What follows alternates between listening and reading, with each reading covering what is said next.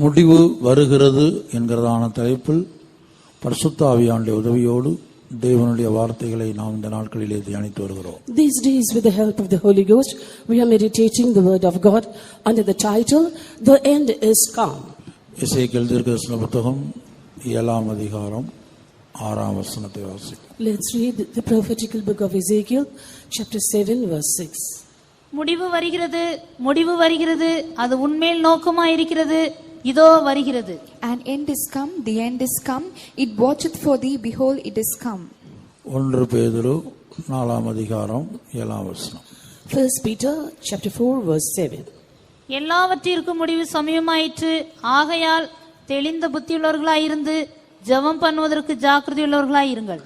But the end of all things is at hand, be ye therefore sober and watch unto prayer. முடிவு வருகிறது, முடிவு வருகிறது. An end is come, the end is come.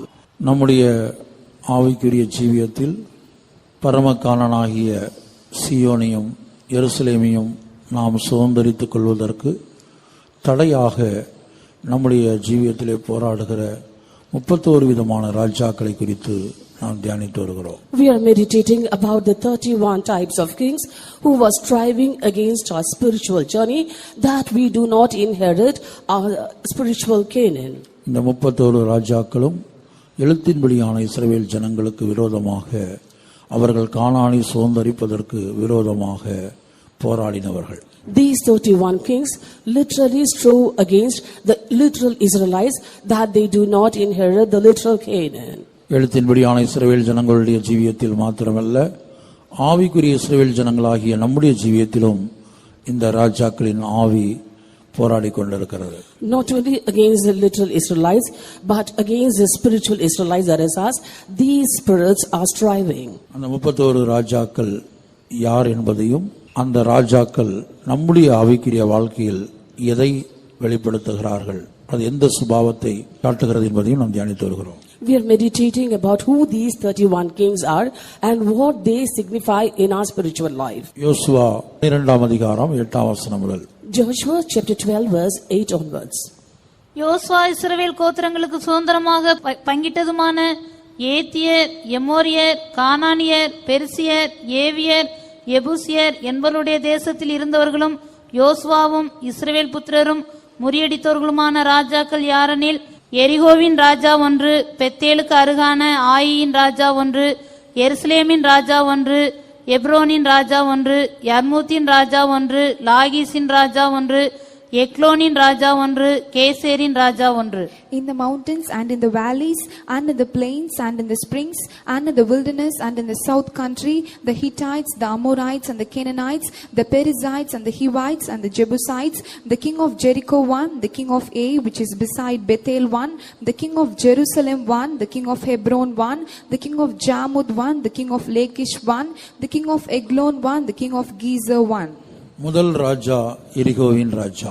The first king was the king of Jericho. இரண்டாவது ராஜா ஆயியின் ராஜா. And the second king, the king of Ai. மூன்றாவது ராஜா எருசலேமின் ராஜா. The third king, the king of Jerusalem. நான்காவது ராஜா எபிரோனின் ராஜா. The fourth king, the king of Hebron. ஐந்தாவது ராஜா யர்மூத்தின் ராஜா. The king of Jarmuth, the fifth king. ஆறாவது ராஜா லாகீசின் ராஜா. And the king of Lachish, the sixth king. இந்த 6 ராஜாக்களை குறித்து நாம் இதுவரை தியானித்திருக்கிறோம். Till now we have meditated about these 6 kings. ஏழாவது ராஜா எக்லோனின் ராஜா. The seventh king is the king of Eglon. எட்டாவது ராஜா கேசேரின் ராஜா. And the eighth king, the king of Gezer. இன்றைய தினத்திலே எக்லோனின் இந்த ராஜாவை குறித்தும் கேசேரின் ராஜாவை குறித்தும் நாம் தியானிக்க போகிறோம். And today we are going to meditate about the king of Eglon and the king of Gezer.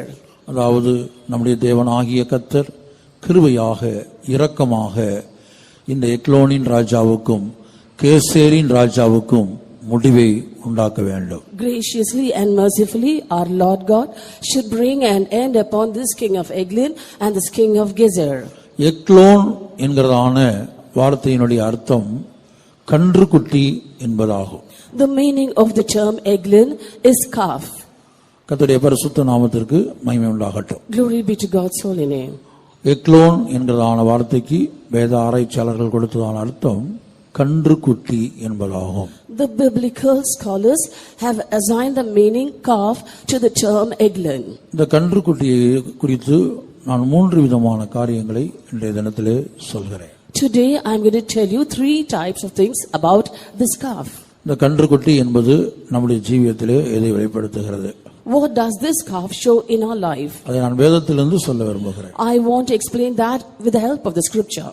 முதலாவதாக இந்த கன்றுக்குட்டியை குறித்து நாம் பார்க்கும்போது பிரதான ஆசாரியனாகிய ஆரோனிடத்திலே ஜனங்கள் வந்து தங்களுக்கு தெய்வங்களை உண்டு பண்ண வேண்டும் என்று கேட்டபோது ஆரோன் அவர்களுடைய ஆபரணங்களை பொன்னான ஆபரணங்களை வாங்கி அவன் கன்றுக்குட்டிகளை உண்டாக்கினதாக தேவனுக்கு பதிலாக தேவனுடைய ஸ்தானத்தில் இந்த கன்றுக்குட்டிகளை உண்டாக்கினான் என்று நாம் வேதத்திலே பார்க்கிறோம். And from the scripture we see that when the Israelites asked the high priest Aaron for a god that would go before them, he received the golden earrings out of the hands of the Israelites, and out of that molded a golden calf instead of their real god.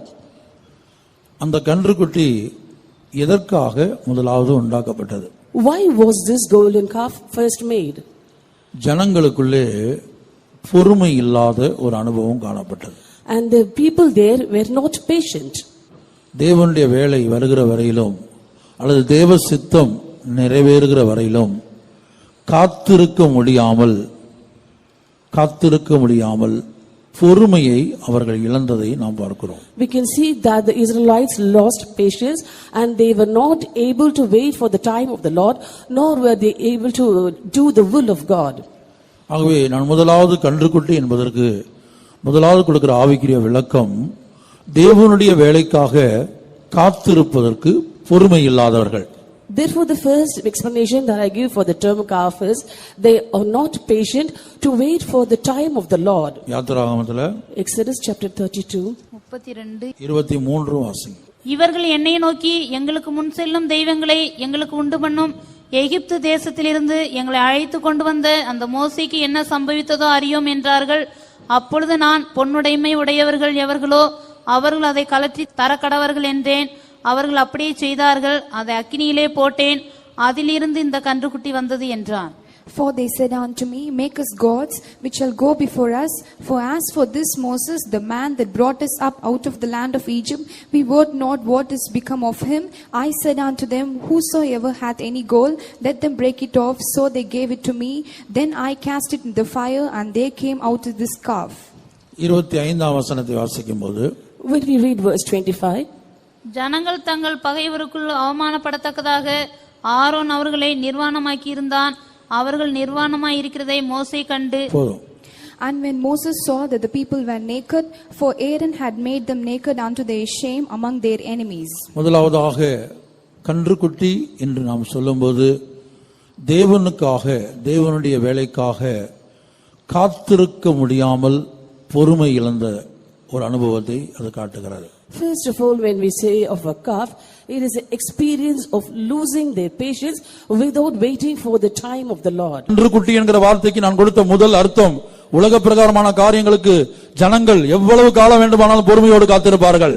The first meaning that I gave for the calf is that the people in the world or the people everywhere will be waiting even for many years for goodness in this world. ஆனால் தேவ சமூகத்துக்கு போன மோசே திரும்பி வருகிற வரையிலும் அவர்களுக்கு பொறுமையோடு நாள் கணக்கில் காத்திருக்க முடியவில்லை.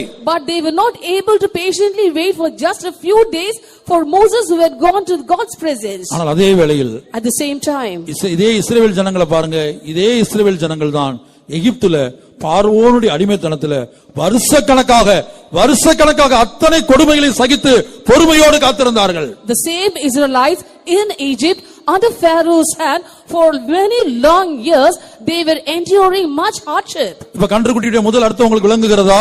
Are you able to understand the first meaning of the calf? எகிப்திலே பார்வோனுடைய அடிமைத்தனத்திலே அவனுடைய கொடுங்கோல் ஆட்சியிலே வருடக்கணக்காக காத்திருந்தார்கள், எல்லா கொடுமைகளையும் அனுபவித்தார்கள். In Egypt, in bondage, under the cruel rule of Pharaoh, for many long years, they were patiently living. அன்றைக்கு இவர்கள் தெய்வங்களை தேடவில்லை, கன்றுக்குட்டிகளை உண்டாக்கவில்லை, எகிப்திலே கன்றுக்குட்டிகளை உண்டாக்கவில்லை. Those days they did not go seeking after gods, neither did they make golden calves in the land of Egypt. ஆனா இன்றைக்கு வனாந்தரத்திலே அந்த பரிசுத்தவான் திரும்பி வருகிற வரையிலும் அந்த நாள் கணக்கில் அவர்களுக்கு பொறுமையோடு காத்திருக்க முடியவில்லை. But in the wilderness, just for days, they were not able to wait patiently for the saint to return from God's presence. அதான் கன்றுக்குட்டி என்பதனுடைய முதல் ஆவிக்குரிய அர்த்தம். உலக பிரகாரமான காரியங்களுக்கு எவ்வளவு கொடுமைகளை அனுபவித்து பொறுமையோடு ஜனங்கள் காத்திருப்பார்கள். That is the first spiritual meaning of the calf. For worldly things, for many years, they will be waiting patiently. அதே வேளையில் தேவனுடைய காரியங்களுக்காக நாள் கணக்கில் கூட ஜனங்களை காத்திருக்க இந்த எக்லோனின் ராஜா அனுமதிக்கவே மாட்டான். At the same time, this king of Eglon will never allow God's people to wait even for days for receiving goodness out of the hands of the Lord. இதான் அதனுடைய முதல் ஆவிக்குரிய அர்த்தம். This is the first spiritual meaning.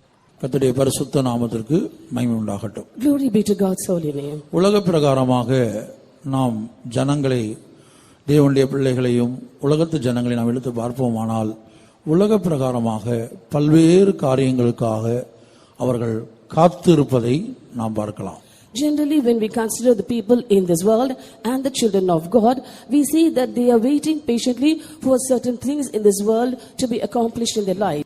ஒரு குறிக்கப்பட்டதான ஒரு கலெக்டரையோ, ஒரு ஆபீசரையோ, ஒரு அதிகாரியையோ அல்லது ஒரு அமைச்சரையோ சந்திக்க போகிறார்கள் என்று வைத்துக் கொள்ளுங்கள்.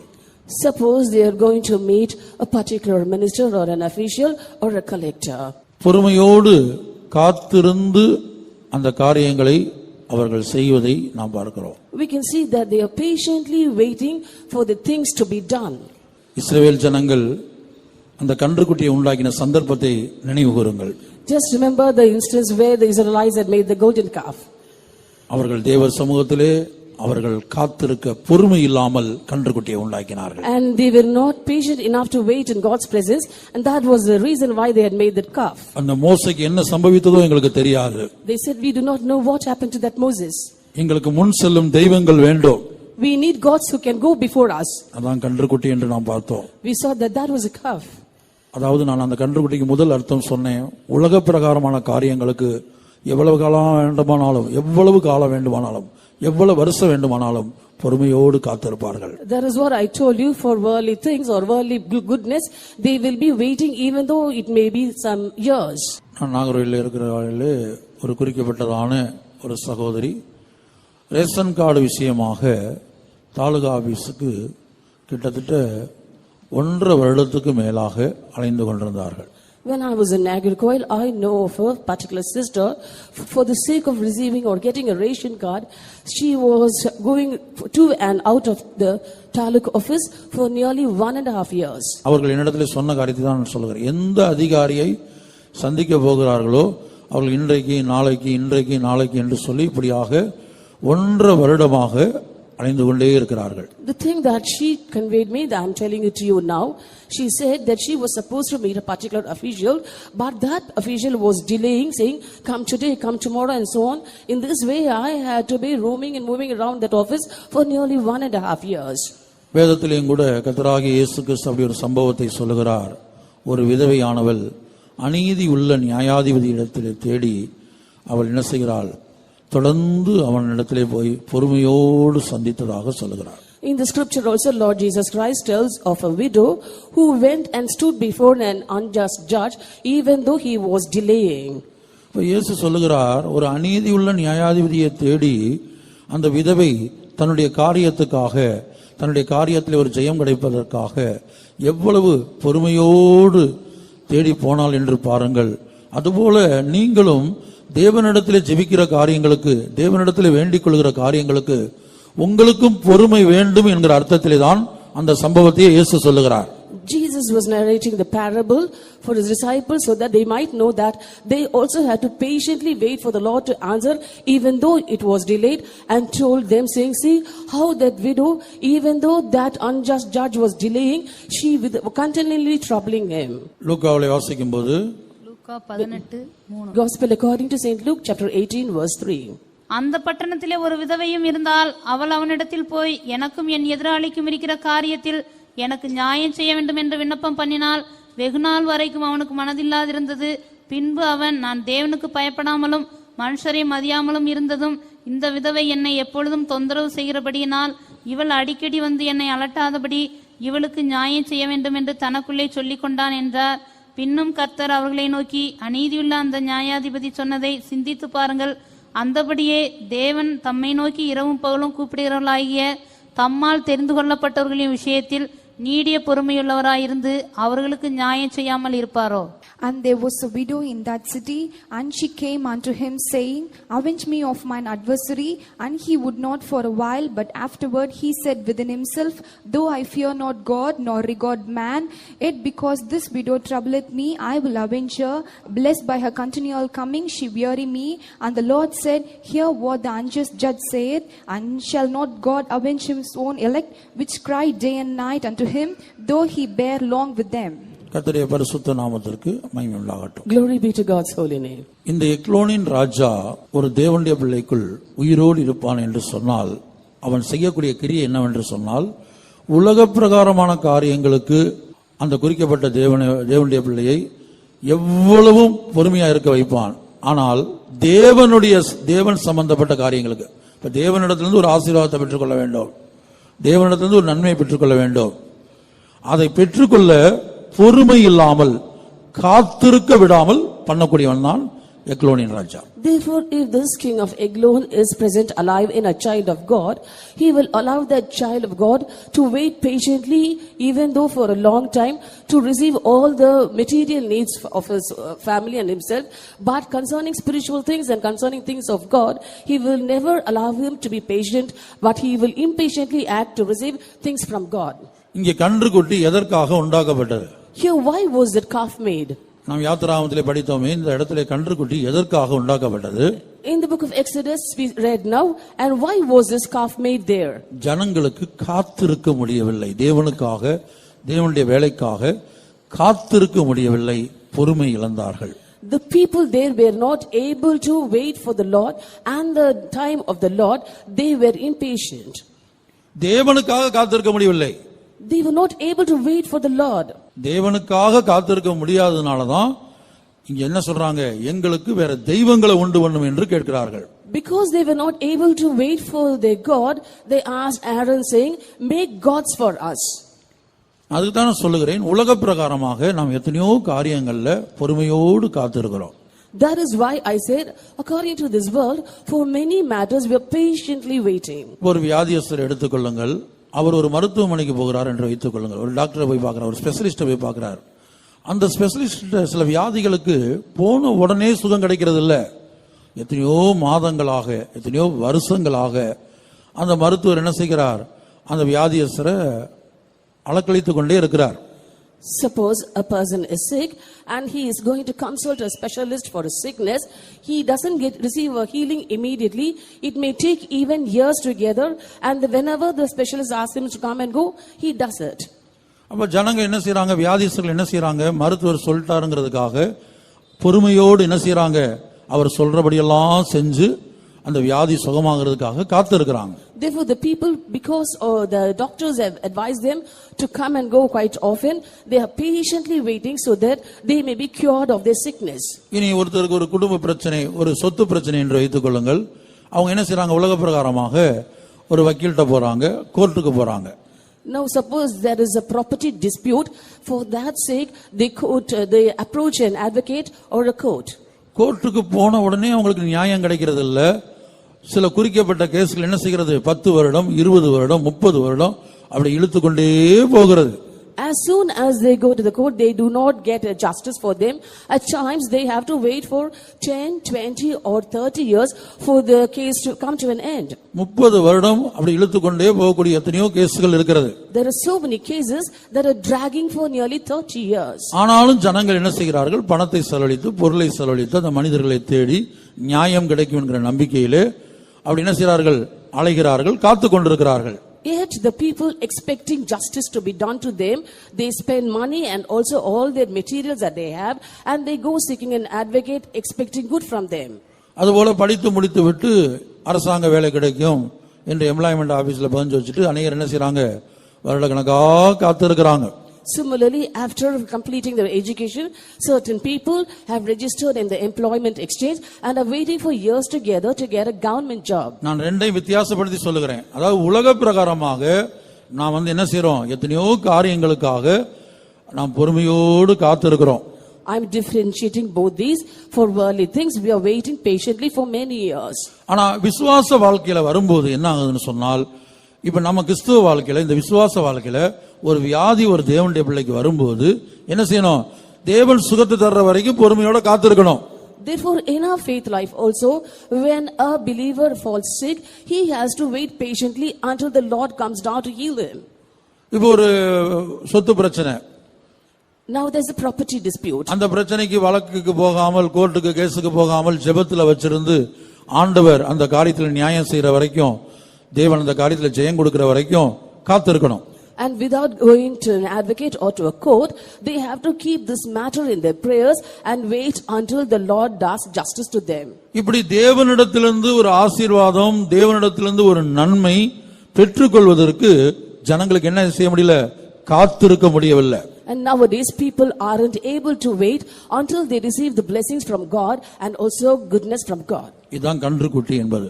This is the calf. அப்ப எக்லோனின் ராஜா நமக்குள்ளே உயிரோடு இருப்பான் என்று சொன்னால், தேவனிடத்திலிருந்து ஒரு நன்மையை, ஆசீர்வாதத்தை, விடுதலையை, சுகத்தை நாம் பெற்றுக்கொள்வதற்கு காத்திருக்க விடவே மாட்டான். Therefore, if the king of England is alive in us, he will never allow us to patiently wait for the Lord to bless us, for the Lord to do good unto us, for the Lord to heal us, and also for the Lord to deliver us. அங்கேதான் கன்றுக்குட்டி உருவாகிறது.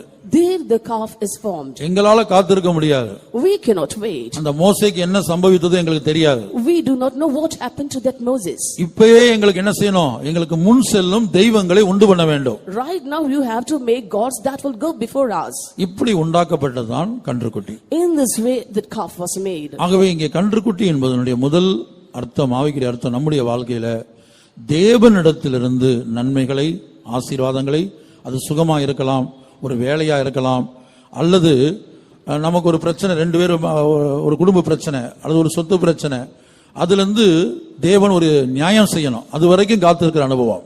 That is where we say that patiently waiting for the Lord to deal in our lives, that is a blessing from the Lord, some goodness from the Lord, or healing from the Lord, or some problem that in the family that has to be solved only by God. இந்த பொறுமையோடு காத்திருக்கிற அனுபவத்தை குறித்து யாக்கோபு சொல்லுகிறார். James says about the experience of patiently waiting. யாக்கோபு 5ஆம் அதிகாரம் 7-8 வசனங்கள் வாசிங்க. James chapter 5 verses 7 and 8. இப்படி இருக்க சகோதரரே, கர்த்தர் வருமளவும் நீடிய பொறுமையாயிருங்கள்.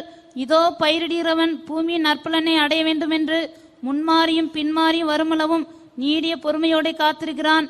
நீங்களும் நீடிய பொறுமையோடு இருந்து உங்கள் இருதயங்களை ஸ்திரப்படுத்துங்கள். கர்த்தரின் வருகை சமீபமாய் இருக்கிறதே. Be patient therefore, brethren, unto the coming of the Lord. Behold, the husbandman waiteth for the precious fruit of the earth, and hath long patience for it, yet until he receive the early and latter rain. Be ye also patient, establish your hearts, for the coming of the Lord draweth nigh. இனி யாக்கோபு 5:11 யோபு என்கிற மனிதனுடைய பொறுமையை குறித்து பேசுகிறார். Next, in James chapter 5 verse 11, he speaks about the patience of the man called Job. இதோ பொறுமையாய் இருக்கிறவர்களை பாக்கியவான்கள் என்கிறோமே. யோவின் பொறுமையை குறித்து கேள்விப்பட்டிருக்கிறீர்கள். கர்த்தருடைய செயலின் முடிவையும் கண்டிருக்கிறீர்கள். கர்த்தர் மிகுந்த உருக்கமும் இரக்கமுள்ளவராய் இருக்கிறாரே. Behold, we count them happy which endure. Ye have heard of the patience of Job, and have seen the end of the Lord, that the Lord is very pitiful and of tender mercy. இந்த வேத பகுதியிலிருந்து நாம் எப்படி பொறுமையோடு இருக்க வேண்டும் என்கிற சத்தியங்களை நாம் விளங்கிக் கொள்கிறோம். And from this scripture passage we understand the truths as to how patient we have to be. அப்ப எக்லோனின் ராஜா உயிரோடு இருந்தால் இப்படி கர்த்தருக்காக கர்த்தருடைய வேலைக்காக நம்மை பொறுமையோடு இருக்க விடவே மாட்டான். Therefore, if the king of Eglon is alive, he will never allow us to patiently wait for the Lord and for the work or the time of the Lord. ஆகவே தான் சில தேவனுடைய பிள்ளைகள் வியாதிப்படுகிற வேளையில ஒரு வாரம் காத்திருக்கிறார்கள், 10 நாள் காத்திருக்கிறார்கள், கர்த்தர் சுகத்தை தரவில்லை என்று சொல்லி மருத்துவமனைக்கு போய் விடுகிறார்கள். That is why certain children of God, when they fall sick, they wait for 1 week or for 10 days, and in fact, if the Lord doesn't heal them immediately, they immediately go to a hospital. சிலர் விவாகத்துக்காக காத்திருக்கிறார்கள், கர்த்தர் ஏற்றதான ஒரு துணையை தரவில்லை, இதே சத்தியத்துல ஒரு துணை கிடைக்கவில்லை, அதனால நாங்க என்ன செய்யறோம், புறஜாதிகள் இடத்துல போய் இந்துலையும் பல்வேறு மார்க்கங்களையும் போய் நாங்கள் என்ன செய்தோம், விவாகம் பண்ணோம், இத்தனை வருஷம் காத்திருந்தோம், இத்தனை நாட்கள் காத்திருந்தோம், காரியம் நடக்கல, கர்த்தர் ஏற்ற துணையை தரல, அதனால நாங்க என்ன செஞ்சோம், வேற மார்க்கத்துல போய் நாங்கள் விவாகம் பண்ணினோம். Similarly, certain children of God also will be waiting for the Lord to give a suitable match for them in the same faith.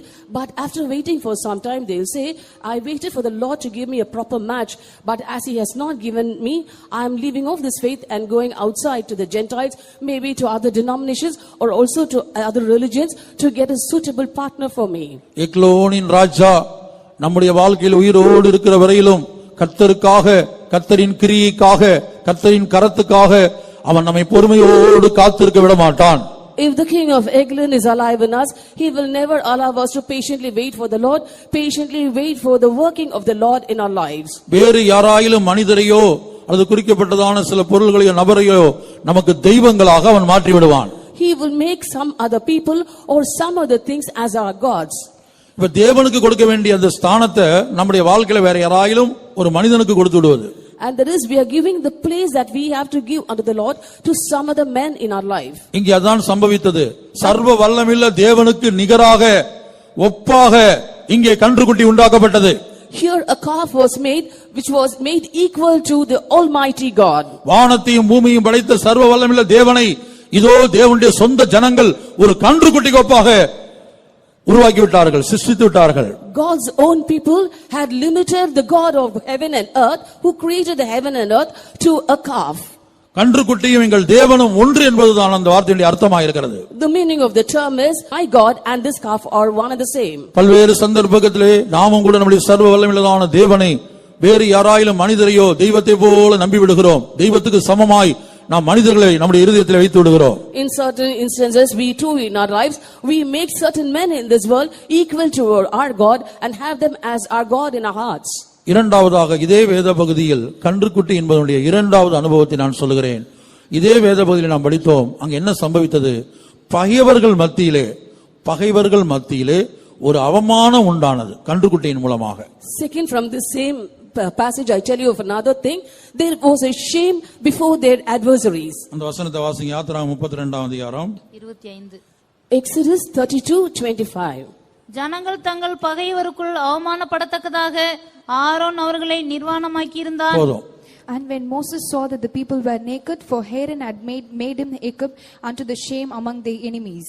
ஜனங்கள் தங்கள் பகைவர்களுக்குள் அவமானப்படத்தக்கதாக, So that the people were put to shame among their enemies. அப்ப பகைவர் என்று சொல்லும்போது இவர்கள் யார் என்று சொன்னால், இதற்கு வேத ஆராய்ச்சி கொடுத்த விளக்கம், தேவ ஜனங்கள் பகைக்கக்கூடியவங்க அல்ல. இந்த பகைவர்கள் யார் என்று சொன்னால் இவர்கள் கர்த்தரை பகைக்கக்கூடியவர்கள். And the explanation given by the biblical scholars for the enemies is that not the enemies of the people of God, but those who hate the Lord. கர்த்தரை சொந்த தெய்வமாக ஏற்றுக்கொள்ளாதவர்கள், those who have not accepted the Lord God as their own God. தேவனாகிய கர்த்தரை மெய்யான தேவன் என்று விசுவாசிக்காதவர்கள், those who do not believe that the Lord God is a true God. இந்த தேவனாகிய கர்த்தருக்கு விரோதமாக பேசி கிரியை செய்யக்கூடியவர்கள், those who speak and work against this Lord God. இதான் பகைவர்கள். These are the enemies. இப்ப இந்த உலகத்தில் உள்ளவங்களை பாருங்க, புறஜாதிகள்ல பலர் என்ன செய்றாங்க, இப்ப நம்ம கர்த்தரையோ கர்த்தராகிய இயேசுவையோ யார் என்ன செய்யறது இல்ல, தேவனாக ஏற்றுக்கொள்றதில்ல, அங்கீகரிக்கிறது இல்ல, உலகத்து ஜனங்கள் அங்கீகரிக்கிறது இல்ல. In this world we can see the heathen do not agree and accept that Lord Jesus Christ is the Lord God. இப்ப நீங்க ஒரு புறஜாதிகள் மத்தியில வேலை பார்க்கறீங்க, புறஜாதிகள் மத்தியில குடி இருக்கிறீங்க, அப்ப என்ன செய்வாங்க, உங்களுடைய நடவடிக்கை எல்லாம் பார்த்து நீங்க வெந்தோஸ் விசுவாசி எப்படி இருக்கணும் அப்படி இருக்கணும் அப்படி உங்களுடைய நடவடிக்கை வைத்து அவங்க ஒரு கணக்கு போட்டு வைத்திருப்பாங்க. Now you work and you live among the heathen. The people around you would have had a calculation in their mind saying, oh, Pentecostal believers will be of this sort. இப்போ ஒரு குறிக்கப்பட்ட விசுவாசி ஒரு பொருளை திருடி விட்டார் என்று வைத்துக் கொள்ளுங்க, இல்ல ஒரு புறஜாதி மனிதனிடத்துல பணத்தை கேட்டு வாங்கிட்டு திருப்பி தரலன்னு வைத்துக் கொள்ளுங்க. Suppose a particular believer has stolen something, or a believer has borrowed money from another heathen and has not repaid it back at the right time. ஒரு இடத்துல ஒரு காரியம் சம்பவித்தது. A thing took place in a place.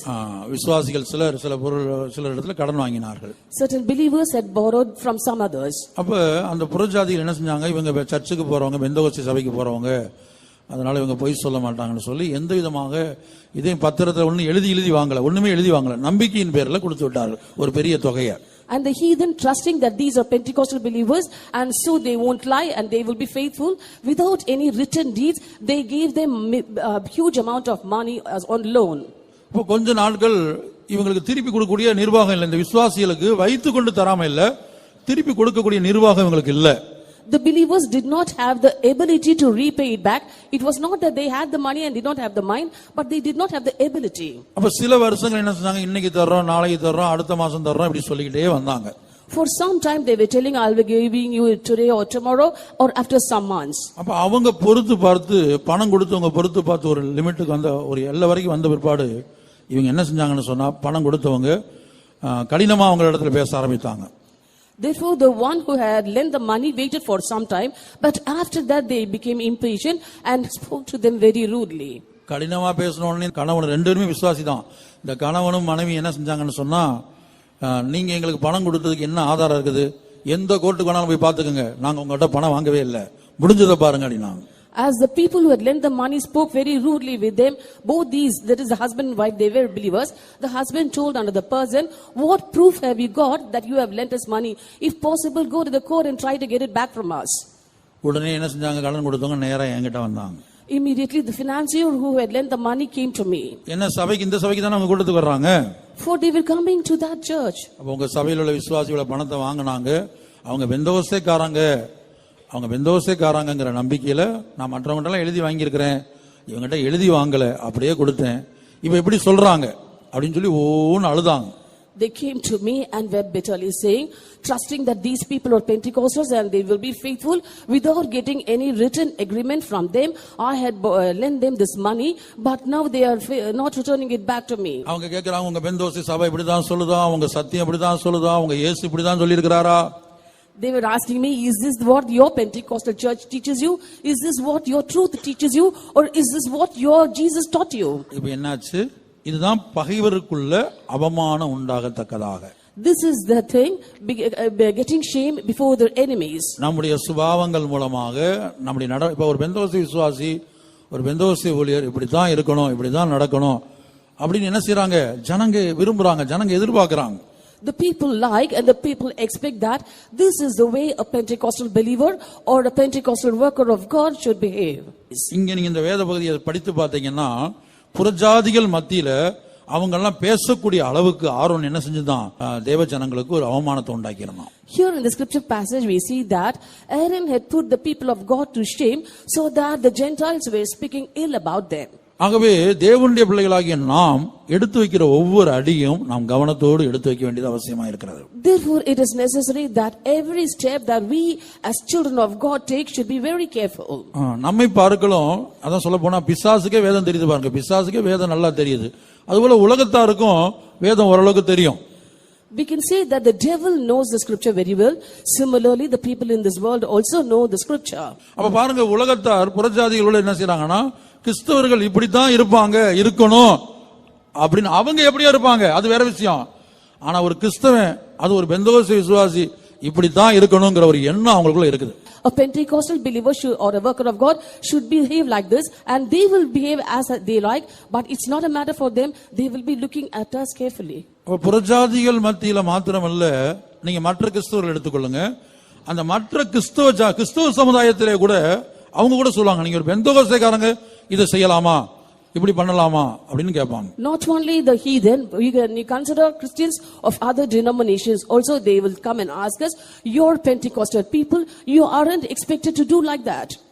நான் நாகரில் ஒரு குறிக்கப்பட்ட லோக்கல்ல ஊழியம் செய்து கொண்டிருந்த போது When I was doing the work of the Lord in a particular faith home in Nagarkoil, இது போல குடுக்கல் வாங்கல் விஷயத்துல ஒரு ஆர்சி கிறிஸ்தவர்களுக்கும் நம்முடைய விசுவாசிக்கும் ஒரு பிரச்சனையானது. there was a problem between our believer and an RC Christian in giving and taking. அப்போது இவங்க என்ன செஞ்சாங்கன்னு சொன்னா நம்முடைய விசுவாசிகள் சில கெட்ட வார்த்தைகளுடைய வாயிலிருந்து வந்து விட்டது. Our believers used certain பெரிய ஒரு வாக்குவாதத்துல இப்படி வந்து விட்டது. In an argument, our believers spoke certain filthy words. உடனே என்ன செஞ்சாச்சுன்னு சொன்னா அந்த ஆர்சி அது ஒரு சகோதரி அந்த குடும்பமே நேரா ஃபெய்த்தவங்க வந்துட்டாங்க. ஃபெய்த்தவங்க வந்து என்கிட்ட வந்து சொல்றாங்க, இவங்க என்ன இந்த மாதிரி வார்த்தைகளை யூஸ் பண்ணாங்க, நாங்க ஆர்சிக்காரங்க நான் பேசலாம், இவங்க பெந்தோஸ்திக்காரங்க இப்படி பேசலாமா, இவங்களை சபைக்குள்ளே ஏத்தாதீங்க, எனக்கு காசு போனாலும் பரவாயில்ல, இவங்களை நீங்க ஃபாதர் நீங்க சபைக்குள்ள ஏத்தக்கூடாது அப்படின்னு சொன்னாங்க. The other party, that is the RC family, the entire family came to me to this faith home and told, we as RC people can speak those foul words, but they are Pentecostals, can they speak these words? Are they allowed to speak such words? So hereafter, Father, you should never allow them into this church. அவங்க சொன்னாங்க, எனக்கு காசு கூட போனா பிரச்சனை இல்ல, போனா போட்டோம், எனக்கு பிரச்சனை இல்ல, ஆனா என்ன செய்யக்கூடாது, இவங்க இனி பெந்தோஸ்தே கோயிலுக்கு வர தகுதியே கிடையாது, வரக்கூடாது, இவங்க நுழையக்கூடாது. They told that they aren't worried about spending money also, but they were very particular about that hereafter those Pentecostal believers should not step into the church. கர்த்தருடைய பரிசுத்த நாமத்துக்கு மகிமை உண்டாகட்டும். Glory be to God's holy name. ஆகவே பகைவருக்குள் அவமானம் உண்டாகத்தக்கதாக, தேவனுடைய நாமத்தை பலரும் தூசிக்கத்தக்கதாக, பழிக்கத்தக்கதாக நம்முடைய ஜீவியம் இல்லாத அளவுக்கு, நம்முடைய சுபாவம் இல்லாத அளவுக்கு நாம் காக்கப்பட வேண்டும். Therefore we should be kept that our nature and our life should not be as a shame among our enemies. ஆனால் எக்லோனின் ராஜா நமக்குள்ளே உயிரோடு இருப்பானால் நம்முடைய ஜீவிதத்தில் என்ன செய்வான், பகைவருக்குள்ள தேவனுடைய நாமம் தூசிக்கப்படக்கூடிய அவமானப்படக்கூடிய காரியங்கள் நம்ம வாழ்க்கையில கொண்டு வந்துகிட்டே இருப்பான். Therefore, but if the king of Eglon is alive in us, he will bring certain things in our life that brings a reproach upon us, and also we are put to shame before our enemies. இப்போ ஒரு கடந்த வாரத்தில் ஒரு சகோதரி ஒரு சாட்சி சொன்னார்கள், எத்தனை பேர் அதை கவனிச்சீங்களே தெரியல. Last week a sister came to testify. I do not know how many of you listened carefully. கொஞ்ச நாட்களாக கடன் இருந்தது அவங்களுக்கு. அந்த கடன் என்ன செய்தார்கள், தங்களுடைய சொந்த வீட்டை வித்து அவங்க அந்த கடனை ஃபுல்லா அடைச்சு முடிச்சாங்க. கையில பெருசா ஒன்றும் மிச்சம் இல்லை. For some time she was suffering with debts. Later she decided to dispose her house, and thereby she went forward and disposed her house and settled all the dues, and she has nothing left now. ஏன்னா வேதம் அப்படிதான் சொல்லுது. That is what the scripture says. நீ ஒருத்தனிடத்துல கடன் வாங்கி இருந்தாயானால் அந்த கடன் என்ன செய்யக்கூடாது, அப்படியே இழுத்தடிச்சுட்டே போக கூடாது. அந்த கடனை திருப்பி கொடுக்கிறதுக்காக உனக்கு உண்டான எல்லாவற்றையும் நீ விற்று கொடுன்னு இயேசு சொல்றாரு. உனக்கு உண்டான எல்லாவற்றையும் விற்று கொடுத்துரு. Jesus says, suppose you have borrowed something from somebody, you must not just drag it along, but as much as possible you have to sell off whatever you have and settle all the dues. வாங்கும்போது இன்னைக்கு பேசுவாங்க, ரொம்ப டேஸ்டா பேசி அப்படியே இன்னைக்கு பேசி வாங்குவாங்க. ஆனா கேட்க போகும்போது அவங்களுடைய சுபாவம் எல்லாம் மாறும். When they borrow, they will be speaking pleasant words and polite words, but when they are expected to return and when the man who has lent them comes to ask for the money, their countenance will fall. இப்படி யாருடைய பணத்தையாவது வாங்கி வைத்துக் கொண்டு வருடக்கணக்காக கொடுக்காமல் நாம் இழுத்தடிப்போமானால் நம் மூலமாக பகைவர்களுக்குள்ளே தேவனுடைய நாமம் அவமானப்படுத்தப்படுகிறது. In this way, suppose we have borrowed money from others and we are using delaying tactics, then by our deeds and by our life, the name of the Lord is being put to shame against our enemies. நான் சொல்றது எல்லா பாவ சம்பந்தப்பட்ட காரியத்துக்கும் பொருந்தும். அப்ப தேவனுடைய ஜனங்களை குறித்து, பெந்தோஸ்தே ஜனங்களை குறித்து உலகத்தார் பிரஜாதிகள் கூட அவங்க இப்படித்தான் இருப்பாங்க என்று இருக்க வேண்டும் என்று எதிர்பார்க்கிறார்கள். What I say is suitable for all types of sins. Therefore all the heathen expect that the people of God, in particular the Pentecostals, should behave in such a way. கர்த்தருடைய பரிசுத்த நாமத்துக்கு மகிமை உண்டாகட்டும். Glory be to God's holy name. அப்ப எக்லோனின் ராஜா நமக்குள்ளே உயிரோடு இருக்கும்போது தேவனுடைய நாமத்துக்கு பகைவர்கள் மத்தியில், பிரஜாதிகள் மத்தியில் ஒரு அவமானம் உண்டாகக்கூடிய கிரியையை அவன் நம்முடைய வாழ்க்கையில கொண்டு வந்து கொண்டே இருப்பான். Therefore, if the king of Eglon is present in our life, he will bring certain deeds in our life that brings a shame to the name of the Lord among the enemies. கர்த்தருடைய பரிசுத்த நாமத்திற்கு மகிமை உண்டாகட்டும். Glory be to God's holy name. உலகத்து ஜனங்கள், உலகத்து பிள்ளைகள் எப்படி வேணாலும் ஜீவிக்கலாம், எப்படி வேணாலும் நடக்கலாம். The people of the world and the children of the world can walk according to their whims and fancies. ஒரு ஐடி ஃபீல்ட்ல வேலை பார்க்கக்கூடிய, பெங்களூர்ல ஒர்க் பண்ணக்கூடிய ஒரு விசுவாசியை குறித்து சிலர் இப்படி சொன்னார்கள். Certain people had given such a comment about a believer who was working in the IT sector in Bangalore. உலகத்து பிள்ளைங்க எப்படி இருக்கலாம்? The people of this world can behave like that. உங்க வெந்தோசை பிள்ளைகள் இப்படி இருக்கலாமா, இதை செய்யலாமா, இந்த காரியத்தை செய்யலாமா என்று கேட்டார்கள். They asked, people in this world can behave like that, but can a Pentecostal believer behave in this way? கர்த்தருடைய பரிசுத்த நாமத்திற்கு மகிமை உண்டாகட்டும். Glory be to God's holy name. ஆகவே கன்றுக்குட்டி என்பது நம்முடைய வாழ்க்கையில இந்த எக்லோனின் ராஜா உயிரோடு இருப்பான் என்று சொன்னால் பகைவருக்குள்ள அவமானம் உண்டாகக்கூடிய காரியத்தை நம் மூலமாக செய்ய வைப்பான், நம்மை கொண்டு செய்ய வைப்பான். Therefore, if this king of Eglon is alive in us, that is a calf, he will make us to do certain things that brings a shame for us before our enemies. அடுத்தபடியாக கன்றுக்குட்டியை குறித்து நாம் பார்க்கும்போது, When we see the next matter about a calf, 1 ராஜாக்கள் 12ஆம் அதிகாரம் 27-28 வசனங்களிலே அங்கே ஒரு கன்றுக்குட்டி உண்டாக்கப்பட்டதை நாம் பார்க்கிறோம்.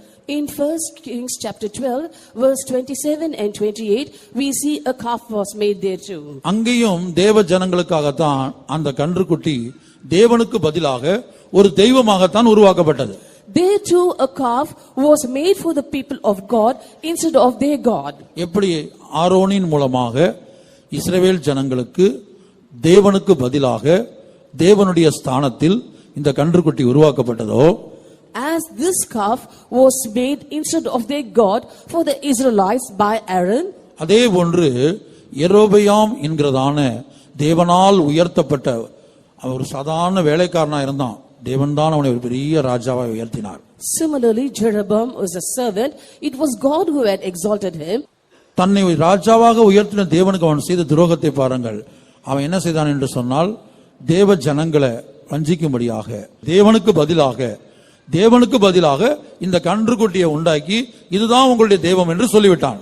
And look at the treachery that he did to the Lord God who had exalted him to be king. He made a calf and asked the people of God to worship it, saying, "This is your God." 1 ராஜாக்கள் 12ஆம் அதிகாரம் 27-28 வசனங்கள். 1 Kings chapter 12, verses 27 and 28. இந்த ஜனங்கள் எருசலேமில் உள்ள கர்த்தருடைய ஆலயத்திலே பலிகளை செலுத்த போனால் இந்த ஜனங்களின் இருதயம் யூதாவின் ராஜாவாகிய ரெகோபெயாம் என்னும் தங்கள் ஆண்டவன் வசமாய் திரும்பி அவர்கள் என்னை கொன்று போட்டு யூதாவின் ராஜாவாகிய ரெகோபெயாமின் பாரிசமாய் போய்விடுவார்கள் என்று தன் மனதிலே சிந்தித்துக் கொண்டிருந்தான். ஆகையால் ராஜாவானவன் யோசனை பண்ணி பொன்னினால் 2 கன்றுக்குட்டிகளை உண்டாக்கி ஜனங்களை பார்த்து, நீங்கள் எருசலேமுக்கு போகிறது உங்களுக்கு வருத்தம். இஸ்ரவேலரே, இதோ இவைகள் உங்களை எகிப்து தேசத்திலிருந்து வரப்பண்ணின உங்கள் தேவர்கள் என்று சொல்லி, If this people go up to do sacrifice in the house of the Lord at Jerusalem, then shall the heart of this people turn again unto their God, even unto Rehoboam king of Judah, and they shall kill me and go again to Rehoboam king of Judah. Whereupon the king took counsel and made 2 calves of gold and said unto them, It is too much for you to go up to Jerusalem. Behold the gods, O Israel, which brought thee up out of the land of Egypt. இங்கே கன்றுக்குட்டி என்பது எதை காட்டுகிறது என்று சொன்னால், தன்னுடைய ஸ்தானத்தை, அந்த ராஜஸ்தானத்தை தக்க வைப்பதற்காக, பாதுகாத்துக் கொள்வதற்காக அவன் கன்றுக்குட்டிகளை தெய்வமாக, தேவனுக்கு சமமாக ஏற்படுத்தினான். Here we see that he had made 2 golden calves, which he made it by which he equaled it with God, so that his royal post, that is his kingship, is kept preserved safely. ஒரு காரியத்தை இந்த யெரொபெயாம் மறந்து விட்டான். Jeroboam had forgotten one thing. சாதாரண வேலைக்காரனாய் காணப்பட்ட அவனை கன்றுக்குட்டி அல்ல, சர்வ வல்லமையுள்ள தேவனாகிய கர்த்தர் தான் ராஜாவாய் உயர்த்தினார். It was not a calf, but the Almighty God who had elevated him to be the king when he was an ordinary servant. தேவன் தன்னை வேலைக்காரனாய் இருந்த தன்னை தேவன் ராஜாவாக உயர்த்தினார் என்று சொன்னால் அந்த ராஜஸ்தானத்தை தேவன் பாதுகாப்பார் என்கிறதான விசுவாசம் அவனுக்கு இல்லாமல் போய்விட்டது. He was elevated from a servant to be a king by the Lord God, but he did not have the faith in God that the Lord God who had given him this kingship will be able to preserve him as a king. ஒரு பிரச்சனை வரும்போது, ஒரு சோதனை வரும்போது, ஒரு போராட்டம் வரும்போது அவன் என்ன செய்தான்? தேவனை சார்ந்து கொள்வதற்கு பதிலாக, தேவனை விசுவாசிப்பதற்கு பதிலாக இங்கே தன்னுடைய ஸ்தானத்தை தக்க வைப்பதற்காக தேவனுடைய ஸ்தானத்தில் இந்த கன்றுக்குட்டியை தெய்வத்தை ஏற்படுத்தினான். When there was a problem or a difficulty or a temptation, instead of relying on his God and being safe in the arms of God, he had trusted in that calf and made it equal with God. அதுபோல இன்றைக்கு நம்முடைய ஜீவியத்தை நாம் நிதானித்து பார்ப்போமானால், சாதாரண நிலவரத்தில் காணப்பட்ட நம்மை ஆண்டவர் எத்தனையோ சந்தர்ப்பத்தில் தேவனாகிய கர்த்தர் நம்மை உயர்த்தி பல்வேறு ஆசீர்வாதங்களை, ஸ்தானங்களை, இந்த உலகத்தில் பல்வேறு ஸ்தானங்களை, பட்டங்களை ஆண்டவர் கொடுத்திருக்கிறார். Similarly, when we consider our lives, we were in a very low estate, but the Lord God has lifted us up and has given us posts and positions in this world. இன்றைக்கு உயர்ந்த ஸ்தானத்தில் இருக்கக்கூடிய பல தேவனுடைய பிள்ளைகளுடைய கடந்த காலத்தை நாம் திரும்பி பார்ப்போமானால், When we look at the past of many children of God who were occupying high posts today, அதுபோல பெரிய ஐஸ்வர்யவான்களாய் இன்றைக்கு காணப்படுகிற பல தேவனுடைய பிள்ளைகளுடைய கடந்த காலத்தை நாம் திரும்பி பார்ப்போமானால், similarly, if we look back at the past of many people of God who were quite rich today, சாதாரண நிலவரத்தில் காணப்பட்ட அவர்களை தேவனே, தேவனாகிய கர்த்தரே உயர்த்தினார்.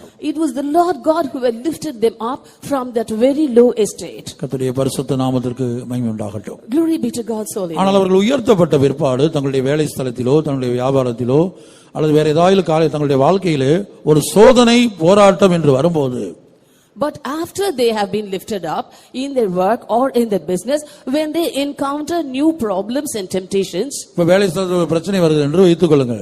suppose there's a problem in the place where you work, வேலையே போற மாதிரி ஒரு சூழ்நிலை, it may be costing your job too. அதுபோல ஒவ்வொரு காரியத்திலும் Similarly, in every matter, உடனே என்ன செய்வார்கள்? உலக பிரகாரமாக ஒரு மந்திரியை அல்லது உலக பிரகாரமாக ஒரு பெரிய மனிதனை தேடி சென்று அவர்களிடத்திலே போய் என்ன செய்வார்கள்? உதவிக்காக, இரக்கத்துக்காக, உதவிக்காக போவார்கள். Immediately they will approach a big minister or a high official for help so that they do not lose their job. இப்ப தேவனுடைய ஸ்தானத்துல ஒரு கன்றுக்குட்டியை உருவாக்குறாங்க. தேவன்கிட்ட ஜெபிச்சு, தேவனிடத்துல ஆண்டவரே, சாதாரண நிலவரத்தில் காணப்பட்டேன், இன்னைக்கு நீர் தான் என்னை உயர்த்தினீர், இன்றைக்கு இருக்கிற எல்லாம் நீர் கொடுத்தது. And instead of giving the honor to God, they make a calf. They should have gone and told the Lord, Lord, it was you who brought me to this level when I was in a very low estate. யாக்கோபு சொல்லுகிறான் பாருங்க, கோலும் கையுமா என்ன செய்தேன், இந்த ஆற்றை கடந்து போனேன். இப்ப என்ன செஞ்சாரு ஆண்டவர்? 2 பரிவாரங்களோடு திரும்பி வர உதவி செஞ்சார். We can see what Jacob said, I crossed this brook with my hand, a staff in my hand, but now the Lord has made me to return with 2 bands. ஆகவே தான் உபாகமத்தில் கூட கர்த்தர் சொல்றாரு, இந்நாளில் உனக்கு உண்டாயிருக்கிறது போல எல்லாவற்றையும் சம்பாதிக்கிறதுக்கான பலனை கொடுத்தவர் கர்த்தர். Similarly, in Deuteronomy also the Lord says that what today you are, it is the Lord who had helped you to earn so much. இந்நாளில் உனக்கு என்ன உண்டாயிருந்தாலும் சரி, Whatever you have today, அது பட்டம், பதவி, ஸ்தானம், ஐஸ்வர்யம், கல்வி, எதுவா இருக்கட்டும், it may be your education or qualification or your position or your property, whatever it may be. உபாகமம் 8ஆம் அதிகாரம் Deuteronomy chapter 8 verse 17-18 வசனங்கள். verses 17 and 18. என் சாமர்த்தியமும் என் கைப்பலனும் இந்த ஐஸ்வர்யத்தை எனக்கு சம்பாதித்தது என்று நீ உன் இருதயத்தில் சொல்லிக் கொள்ளாமலும் இருக்க எச்சரிக்கையாயிருந்து உன் தேவனாகிய கர்த்தரை நினைப்பாயாக.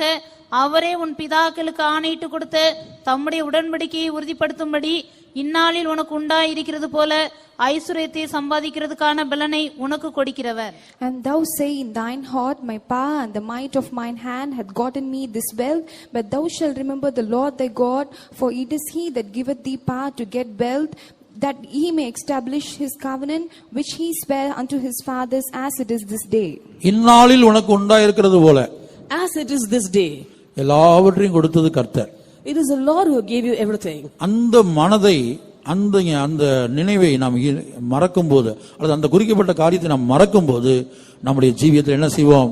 நாம் கன்றுக்குட்டியை உருவாக்குவோம், தெய்வங்களை உருவாக்குவோம், அல்லது ஏதாயிலும் மனிதர்களையோ, அதிகாரிகளையோ, பெரிய ஆட்களையோ நம்முடைய ஜீவியத்தில் தெய்வமாக மாற்றி விடுவோம். When we forget this thing, we will make a calf, or we will make some other god, or we will make some high people occupying some high positions as gods in our life. கர்த்தருடைய பரிசுத்த நாமத்துக்கு மகிமை உண்டாகட்டும். Glory be to God's holy name. அப்போ ஒரு ஸ்தானத்தை தக்க வைப்பதற்காக இப்ப பாருங்க, சிலர் என்ன செய்றாங்க? டிரான்ஸ்ஃபர் வாங்கணும் ஒரு இடத்துல இருந்து ஒரு இடத்துக்கு. அந்த டிரான்ஸ்ஃபர்ங்கிறதுக்கு என்ன செய்றாங்க? மந்திரியை தேடி, அமைச்சர்களை தேடி, மந்திரியுடைய பிஏவை தேடி அலைந்து கொண்டே இருக்கிறாங்க. Suppose if a person wants to get a transfer to a place of his choice, he goes seeking ministers and PA of minister too. அப்ப இந்த காரியத்தை செய்யணுமானா என்ன செய்யணும்? இந்த அமைச்சரால தான் முடியும். இந்த அமைச்சர் காரியத்தை செய்யணும், இந்த பிஏவை பிடிக்கணும், அல்லது அவருடைய சொந்தக்கார பிடிக்கணும், இவங்களை பிடிச்சாதான் இந்த காரியம் நடக்கும். If we want to get this thing done, we have to contact the minister.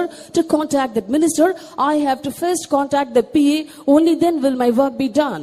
உலகத்தில் ஒரு பட்டம், பதவியை பெறுவதற்காக, இருக்கிற ஸ்தானத்தை தக்க வைத்துக் கொள்வதற்காக, இருக்கிற வேலையை தக்க வைத்துக் கொள்வதற்காக என்ன செய்கிறார்கள்? தெய்வங்களை உண்டாக்கி கொள்கிறார்கள்.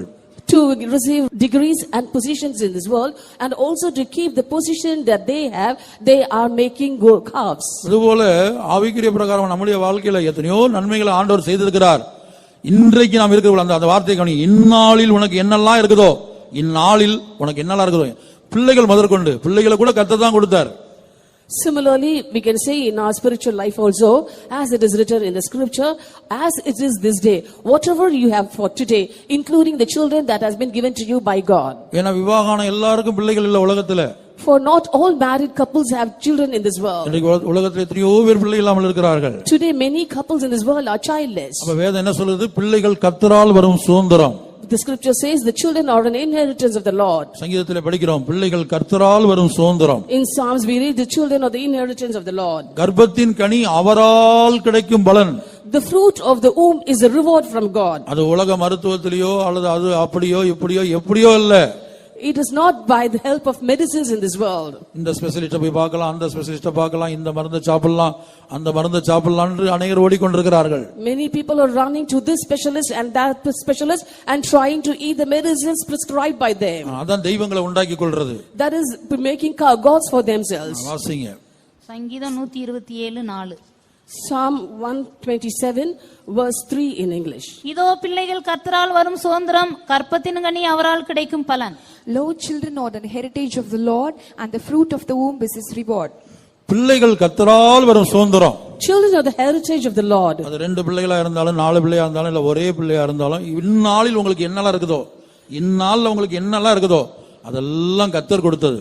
It may be 2 children or 4 children or just a child, but whatever you have today, everything is being given by the Lord. கர்ப்பத்தின் கனி அவரால் கிடைக்கும் பலன். The fruit of the womb is his reward.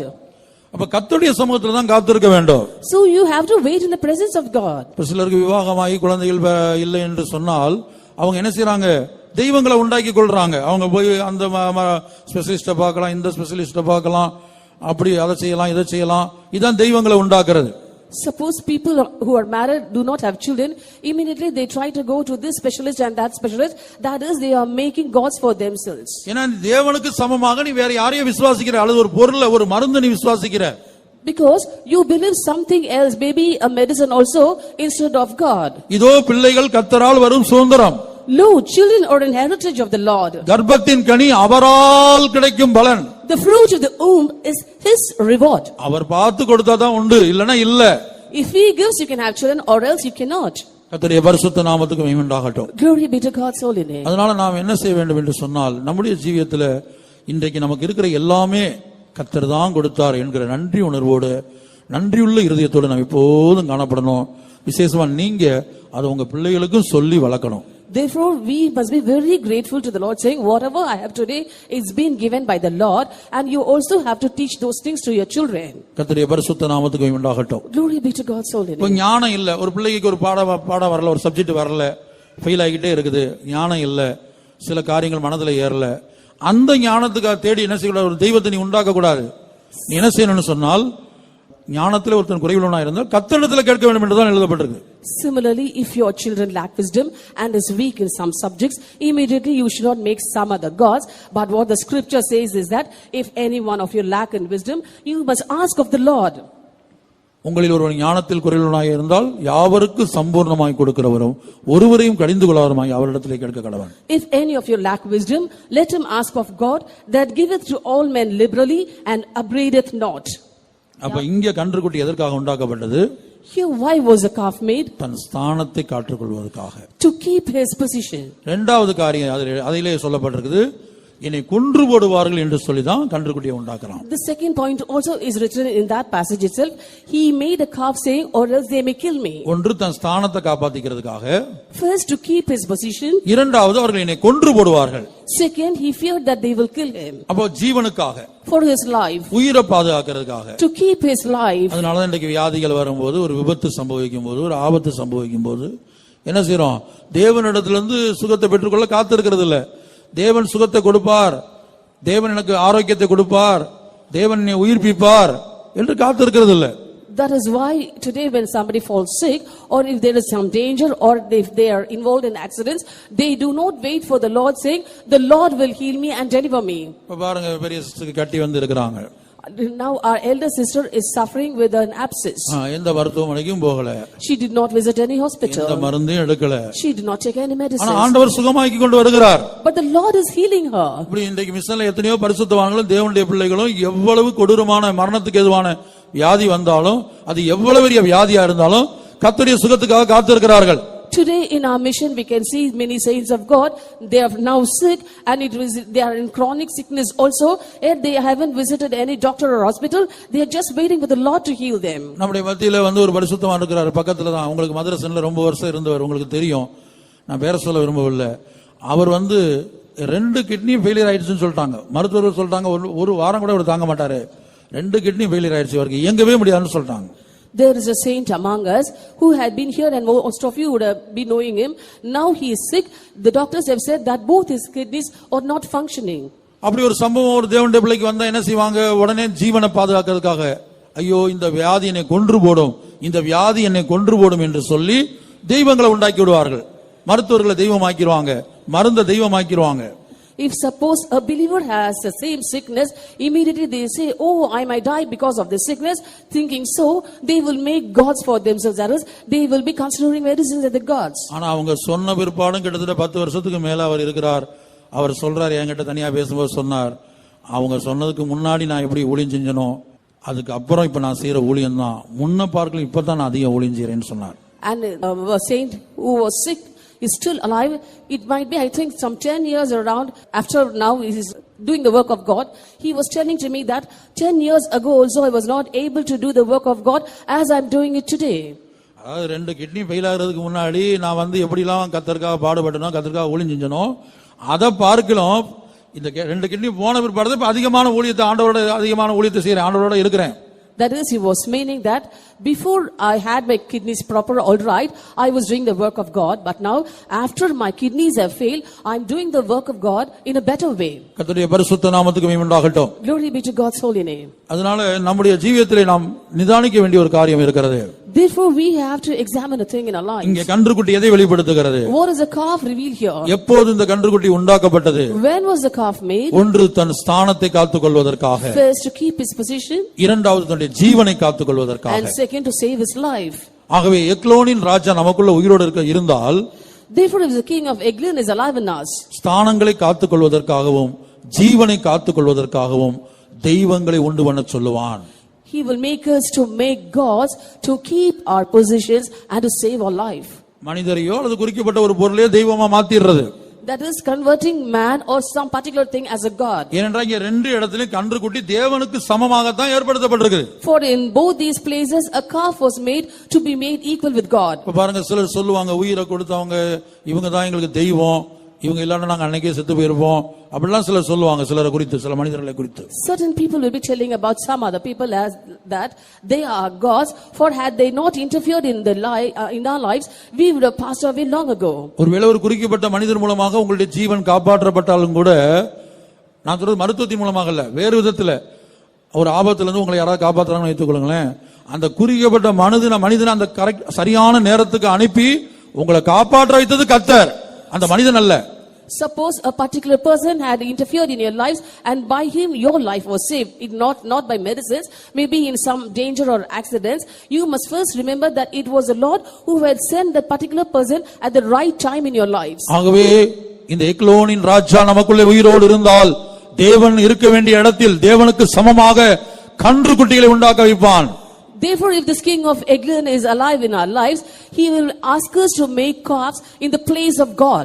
ஸ்தானத்தை காத்துக்கொள்வதற்காக, To keep the positions, ஸ்தானத்தை தக்க வைப்பதற்காக, to retain the positions, அல்லது ஸ்தானத்தை அடைவதற்காக, or to attain those positions, அடுத்து ஜீவனை காத்துக்கொள்வதற்காக. and next to save the life. இங்கே கன்றுக்குட்டி உண்டாக்கப்பட்டது. Here a calf was made. இனி மூன்றாவதாக கன்றுக்குட்டியை குறித்து நாம் பார்க்கும்போது, Now when we see the third aspect about a calf, 1 Samuel 6 அதிகாரம் 7 வசனத்திலே ஒரு கன்றுக்குட்டியை குறித்து நாம் படிக்கிறோம். in 1 Samuel chapter 6 verse 7 we read of another calf. இப்போதும் நீங்கள் ஒரு புது வண்டில் செய்து நுகம் பூட்டாதிருக்கிற 2 கறவை பசுகளை பிடித்து அவைகளை வண்டியிலே கட்டி அவைகளின் கன்றுக்குட்டிகளை அவைகளுக்கு பின்னாக போக விடாமல் வீட்டிலே கொண்டு வந்து விட்டு Now therefore make a new cart, and take 2 milk kinds, on which there had come no yoke, and tie the kine to the cart, and bring their calves home from them. இங்கே ஒரு குறிக்கப்பட்ட காரியத்துக்காக தாயை விட்டு கன்றுக்குட்டி பிரிக்கப்பட்டதை நாம் பார்க்கிறோம். Here for a particular cause, the calves were separated from their mother. கன்றுக்குட்டி இங்கே வேறு பிரிக்கப்படுகிறது ஒரு குறிக்கப்பட்ட காரியத்துக்காக. For a particular cause, the calves were separated from the cow. கர்த்தருடைய பரிசுத்த நாமத்திற்கு மகிமை உண்டாகட்டும். Glory be to God's holy name. எக்லோனின் ராஜா உயிரோடு நமக்குள்ள இருப்பான் என்று சொன்னால் உலக பிரகாரமான காரியங்களுக்காக ஒரு உறவை விட்டு பிரிந்திருக்கும்படியாக அனுமதிப்பான். If the king of Eglon is alive in our lives, for the sake of the things of this world, he will make us to get separated from some relationship. இந்த குறிக்கப்பட்ட காரியம் விளங்கிக் கொள்ள வேண்டுமானால் நான் உங்களுக்கு ஒரு சம்பவத்தை சொல்றேன். பொதுவாக அதை சொல்லக்கூடாது, ஆனா நான் இந்த காரியம் உங்களுக்கு அப்பதான் சரியா விளங்கும், அதுக்காக நான் சொல்லுகிறேன். For you to understand this matter properly, I am telling you of an incident which I ought not to say. ஒரு சந்தர்ப்பத்திலே ஒரு இடத்துல நான் ஊழியம் செய்து கொண்டிருந்த போது யூத் மீட்டிங் வந்தது. Once in a place when I was doing the work of the Lord, there were youth meetings.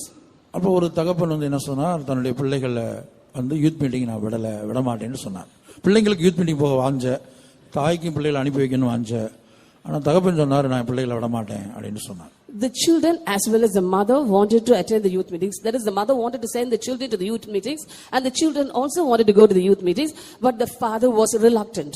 பிள்ளைகள் மிகவும் வைராக்கியம் உள்ளவர்கள். The children had great zeal. அவங்க கண்டிப்பா யூத் மீட்டிங் போன ஒரு பெரிய போராட்டமே அந்த குடும்பத்துல ஒரு பெரிய பிரச்சனையே நடந்தது. There was a great struggle in the family that the children were saying that they wanted to go for the youth meetings. கடைசியாக அந்த பிரச்சனை என் முன்பாக வந்தது. Finally the problem came up to me. அந்த பிரச்சனையை பிள்ளைகளும் அவங்க தாயும் கொண்டு வந்து என்னிடத்துல சொன்னாங்க. The children and the mother approached me and told about the matter. அப்ப அந்த சகோதரனை கூப்பிட்டு நான் கேட்டேன், எதுக்காக நீங்க ஒரு பிலீவர் தான், நீங்க விசுவாசி தான், புரஜாதி கிடையாது, நீங்க ஒரு விசுவாசியா இருந்தும் ஏன் உங்க பிள்ளைகளை யூத் மீட்டிங் அனுப்ப மாட்டேன்னு இப்படி பிடிவாதம் பிடிக்கிறீங்க, அதுக்காக ஏன் உங்க வீட்டுல சண்டை போடுறீங்க அப்படின்னு சொல்லி கேட்டேன். I called the father and asked him, you too are a believer, then why are you not allowing your children to go to their youth meetings, and because of that there is a quarrel in the family, why are you so stubborn? அப்போது அவர் இடத்துல சொன்ன பதில் என்னவென்று சொன்னால், then the answer that he gave me is, youth meeting போனா என் பிள்ளைகளை பார்க்க 5 நாள் ஆகும், என் பிள்ளைகளை அடுத்து நான் பார்க்கிறதுக்கு. if I send my children to the youth meetings, it may take another 5 days for me to see my children again. இந்த 5 நாள் என் பிள்ளைகளை நான் எப்படி பிரிஞ்சிருப்பேன்? How can I get separated from the children for 5 days? கர்த்தருடைய பரிசுத்த நாமத்துக்கு மகிமை உண்டாகட்டும். Glory be to God's holy name. பாத்தீங்களா, உறவை பிரிந்து இருக்கிறதான ஒரு அனுபவத்தை பற்றி தான் இங்கே பார்க்கிறோம். Here we see of an experience of getting separated from the relationship. அப்ப நான் அவர்ட்ட திருப்பி கேட்டேன். Then I asked him, அந்த சகோதரன் ஏன் அவ்வளவு பிரச்சனை பண்ணாருன்னா அவர் வெளிநாட்டுல இருக்கிறார். the brother was giving such problem because he was working abroad. 6 வருஷத்துக்கு அப்புறம் இப்ப லீவுக்கு 6 மாச லீவுக்கு ஊருக்கு வந்திருக்கிறார். After 6 years he has come on leave on a 6-month leave. 6 வருஷத்துக்கு அப்புறம் 6 மாச லீவுக்கு அவர் ஊருக்கு வந்துக்காராம். அந்த 6 மாசம் தான் பிள்ளைகளோட இருக்க போறாராம். இந்த 6 மாசத்துல 5 நாள் பிள்ளைகள் அங்க போயிட்டா என்ன செய்யறது? பிரிந்து இருக்கிறதுக்கு முடியல. He's come on a 6-month leave after 6 years, and he says that he can stay with his children only for 6 months, and out of that 6 months, if his children went away for the youth meetings for 5 days, how can I cope up with that? நல்ல சகோதரன், அவர் கண்ணுல இருந்து ஒரே அழுக தண்ணி வந்துருச்சு. He was a good brother, so tears started rolling down his cheeks. மனைவிக்கும் பிள்ளைகளுக்கும் என்னுடைய அன்பை விளங்கிக் கொள்ள முடியவில்லையே. My wife and children are not able to understand my love. 6 வருஷத்துக்கு அப்புறம் இப்பதான் வந்திருக்கிறேன், இன்னும் 6 மாசம் தான் இங்க இருக்க போறேன், நான் மறுபடியும் போகணும், இந்த 6 மாசம் இவங்களோட இருக்கணும்னு ஆசைப்படுறேன், அதை புரிஞ்சுக்க மாட்டாங்களே. After 6 years I've come here and I'm going to stay here only for 6 months, and I have to stay here only for 6 months and then leave once again, and they are not able to understand my love. அப்ப நான் கேட்டேன், நீங்க 6 வருஷம் உலகத்தில் உள்ள ஒரு வேலைக்காக சம்பாதிக்கிறதுக்காக மனைவியை பிரிந்து பிள்ளைகளை பிரிந்து போய் இருக்கிறீங்க. Then I told him, for 6 years just to earn in this world, you're getting separated from your wife and children and are staying abroad. அப்ப தேவ சமூகத்தின் நிமித்தமாக உங்க பிள்ளைங்க 4 நாட்கள் பிரிந்து இருக்கிறத எனக்கு ஏற்றுக்கொள்ள முடியலன்னு போராடுறீங்க. And now you are striving that you are not able to get separated from your children for just 4 days, just for the sake of the presence of God. இப்ப புரியுதா உங்களுக்கு? Now are you able to understand? எக்லோனின் ராஜா ஒரு மனிதனுக்குள்ள உயிரோடு இருந்தா உலக பிரகாரமான காரியங்களுக்காக எத்தனை வருஷம் ஆனாலும் பிரிஞ்சிருப்பாங்க. உறவுகளை பிரிந்து இருக்கிறது என்று சொல்கிறேன். That is, when a king of Eglon is alive in us, we can stay away from the family for many years also. சிலர் பாருங்க படிக்கிறதுக்காக பிள்ளைகள் அனுப்புறாங்க. Certain parents send their children away for the sake of their education. ஒரு சபையில ஒரு சம்பவம் நடந்தது. An incident took place in இதெல்லாம் the நான் வந்து church. இடம் பொருள் இடம் ஆள் பேரெல்லாம் சொல்லாம நான் சொல்றேன். எதுக்காக? புரிந்து கொள்றதுக்காக. I'm not divulging the names as well as the place. I just want you to understand this. That's a matter. கர்த்தருடைய பரிசுத்த நாமத்துக்கு மகிமை உண்டாகட்டும். Glory be to God's holy name. ஒரு சந்தர்ப்பத்தில் ஒரு கூட்டத்துக்கு பிள்ளையை அனுப்பாம ஒரு பிரச்சனை ஒரு குடும்பத்தில். In an instance, the parents in the family did not allow the child to come to the meeting. என்ன பிரச்சனைன்னு கேட்டா பிள்ளை கூட்டத்துக்கு வரங்கிது பெற்றோர் விட மாட்டேன்றாங்க.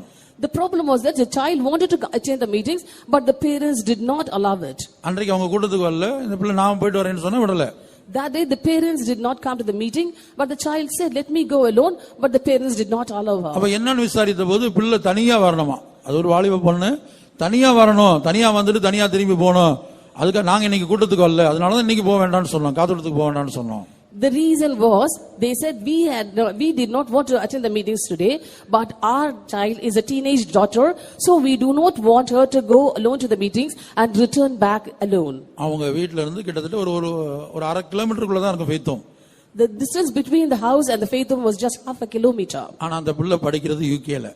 But the child was studying in UK. யூகேக்கு தனியா போயிட்டு வருது. She was going and coming back to UK alone. அது பிரச்சனை இல்ல. That was not a matter. இங்க இருக்கிற பெய்தவங்க தனியா போயிட்டு வந்தா பூதம் தீட்டு போயிடும். And suppose that child goes to the Faithum and returns alone, some ghost will carry her away. கர்த்தருடைய பரிசுத்த நாமத்துக்கு மகிமை உண்டாகட்டும். Glory be to God's holy name. அதுபோல உலக பிரகாரமான காரியங்களுக்காக என்ன செய்வான், ஒரு வேலைக்காக படிப்புக்காக இன்றைக்கு பலர் என்ன செய்றாங்க, தாயை பிரிந்து தகப்பனை பிரிந்து சில உறவுகளை கணவன் மனைவியை பிரிந்து மனைவி கணவனை பிரிந்து பெற்றோர் பிள்ளைகளை பிரிந்து பிள்ளைகள் அப்படி என்ன செய்றாங்க, பிரிந்து இருக்கிறாங்க. Similarly, in this world now, for the sake of their education and their job, children are getting separated from their parents and parents from the children and husband from the wife and wife from the husband, just for the sake of earnings and education in this world. அப்ப எக்லோனின் ராஜா யாருக்குள்ள உயிரோடு இருக்கிறானோ அவன் என்ன செய்வான், உலக பிரகாரமான காரியங்களுக்காக அழிந்து போகிற காரியங்களுக்காக பட்டம் பதவி ஸ்தானம் படிப்பு இவைகளுக்காக என்ன செய்யும், இந்த உறவு பிரிந்து இருக்க அவன் அனுமதிப்பான். Therefore, if the king of Eglon is alive in our lives, he will allow us to get separated from the other members of the family for worldly things, that is for our education, for our post and all for other welfare of this world. மறுபக்கத்துல தேவனுடைய காரியங்களுக்காக ஆவிக்குரிய காரியங்களுக்காக அவன் என்ன செய்ய மாட்டான், ஒருபோதும் அனுமதிக்க மாட்டான். On the other hand, he will never allow such things to happen if it be the things concerning God or spiritual things. கர்த்தருடைய பரிசுத்த நாமத்துக்கு மகிமை உண்டாகட்டும். Glory be to God's holy name. அவ எக்லோனின் ராஜா கன்றுக்குட்டியை காட்டுகிறது.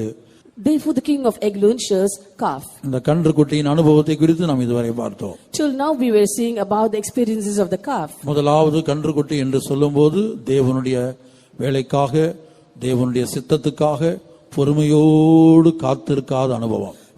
The first meaning for calf is not patiently waiting for the time of the Lord and the will of the Lord to be done. ஆனா தேவன் என்ன எதிர்பார்க்கிறார் நம்மிடத்துல? But what does the Lord expect of us? நாம் எப்படி இருக்க வேண்டும் என்று எதிர்பார்க்கிறார்? What is his expectation about us? வெளிப்படுத்தின விசேஷத்துல கூட படிக்கிறோம், பரிசுத்தவான்களுடைய பொறுமை இதிலே விளங்கும்.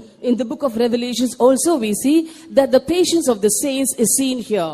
நீடிய பொறுமையோடு இருக்க, யோபை போல பொறுமையோடு இருக்க வேண்டும் என்று தேவன் எதிர்பார்க்கிறார். Therefore the Lord expects us to be long suffering and to be as patient as Job was. அதுதான் இயேசுவும் கூட ஒரு சம்பவத்தை சொன்னதை நான் சொன்னேன். That is what I told you of the parable told by Jesus. ஒரு அநீதி உள்ள நியாயாதிபதியிடத்தில் தன்னுடைய உலக பிரகாரமான பிரச்சனையை தீர்க்கும்படியாக அந்த விதவை எவ்வளவு பொறுமையோடு, எத்தனை அவமானம் வந்தாலும் எத்தனை கஷ்டம் வந்தாலும் திரும்ப திரும்ப தேடி போய் பொறுமையோடு காத்திருக்கிறார். The widow was patiently waiting at the doors of the unjust judge and was continually troubling him just for him to avenge her of her adversary. ஏன் தேவ சமூகத்திலே தேவன் உங்களுக்கு பதில் கொடுக்கிற வரையிலும் தேவன் உங்களுக்கு விடுதலை கொடுக்கிற வரையிலும் தேவன் உங்களுக்கு ஜெயம் கொடுக்கிற வரையிலும் காத்திருக்க முடிகிறதில்லை. Why can't you wait in the presence of God until the Lord answers you, until the Lord gives you your victory, and until the Lord gives you deliverance? ஆகவே எங்கே எக்லோனின் ராஜா உயிரோடு இருக்கிறானோ அங்கே அந்த குறிக்கப்பட்ட தேவனுடைய பிள்ளையை தேவனுடைய வேலைக்காக தேவன் கொடுக்கிற ஜெயம் கொடுக்கிற வரையிலும் காத்திருக்க விட மாட்டான்.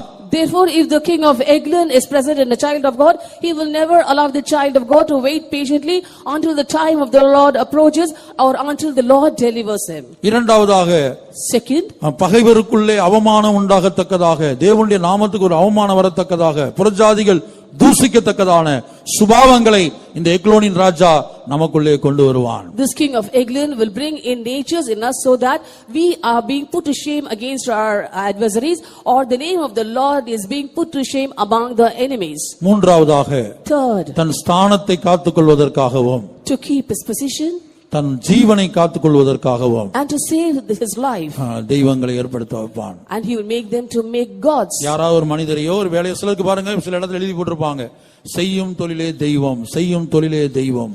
In certain places it will be written, work is worship. சில தங்களுடைய வேலையை தெய்வத்தை போல வைத்திருப்பார்கள். Certain people will be considering their job as their God. சில தங்களுடைய படிப்புக்கு தெய்வத்தை போன்று முக்கியத்துவம் கொடுப்பார்கள். Certain people will be giving much importance to their education as though it is their God. நீங்க கோயம்புத்தூர் சைடு போயிட்டீங்கன்னு சொன்னால், If you go to Coimbatore, பெரிய பெரிய ஃபேக்டரிஸ்ல பாத்தீங்கன்னா அந்த மிஷின்ஸ் தான் அவங்க தெய்வமா வச்சிருப்பாங்க. in great factories we can see that the people working there will be having those missionary as their God. ஆயுத பூஜைன்னு ஒரு பூஜை வரும். There is a puja called Ayudha Puja. அந்த நாள்ல போய் கோயம்புத்தூர்ல பார்க்கணும். Should go to Coimbatore on that day. ஏனென்றா அந்த மிஷின், அந்த தொழிற்சாலைகள் மூலமா தான் அவங்க எல்லாருமே, அங்க நிறைய குடும்பங்கள் அதன் மூலமா தான் பிழைக்கிறாங்க. எஜமான்களும் அதன் மூலமா தான், செல்வந்தர்களும் அதன் மூலமா தான் ஆசீர்வதிக்கப்படுறாங்க. அவங்க மைண்ட்ல என்னன்னு சொன்னா, இந்த மிஷின் தான் உங்களுக்கு தெய்வம். Because a majority of the people in that area are surviving because of those factories, and even the proprietors of the place have become rich because of that, and so they consider the missionaries there in the factories as their God. அதுக்கு மாலை போட்டு, அதுக்கு குங்குமம் வச்சு, சந்தனம் பூசி, அதை தொட்டு கும்பிட்டு சுத்தி வந்து இப்படி எல்லாம் நடக்கும். They will garland the missionary and they will put bindi of sandalwood and also vermilion and move around the missionary and worship it as a god. ஏன்னா அதுதான் ஜீவனை காப்பாத்துது, சாப்பாடு போடுது. For that is the missionary which is making them to survive and is giving them food. அப்ப தன் ஸ்தானத்தை காத்துக்கொள்வதற்காகவும் ஜீவனை காத்துக்கொள்வதற்காகவும் அங்கே கன்றுக்குட்டி உண்டாக்கப்பட்டது. Therefore there a calf was made by them so that they can keep their position and also save their lives. கர்த்தருடைய பரிசுத்த நாமத்துக்கு உண்டாகட்டும். Glory be to God's holy name. அப்ப இந்த எக்லோனின் ராஜா யாருக்குள்ள உயிரோடு இருக்கிறானோ அவன் தன்னுடைய ஸ்தானத்துக்காகவும் ஜீவனுக்காகவும் என்ன செய்வான்? வேற எந்த மனிதரையோ ஒரு பொருளையோ மருந்தையோ எதையோ தெய்வமாக மாற்றி விடுவான், தெய்வத்துக்கு சமமாக கொண்டு வருவான். Therefore, if the king of Eglon is alive in a person, for the sake to keep his position and also for the sake of saving his life, he will bring some other thing, that is, it may be a man or some other thing or even medicines in their life as their gods. இப்ப சிலர் சில ஊழியக்காரங்க ஜெபிச்சு சில குடும்பத்துல மரண வியாதியிலிருந்து தப்பி இருப்பாங்க. சில ஊழியக்காரங்க ஜெபிச்சு விடுதலை பெற்றிருப்பாங்க. அவங்க என்ன செய்வாங்கன்னா அந்த குறிக்கப்பட்ட ஊழியக்காரங்களை தங்களுக்கு தெய்வமா வச்சிருப்பாங்க.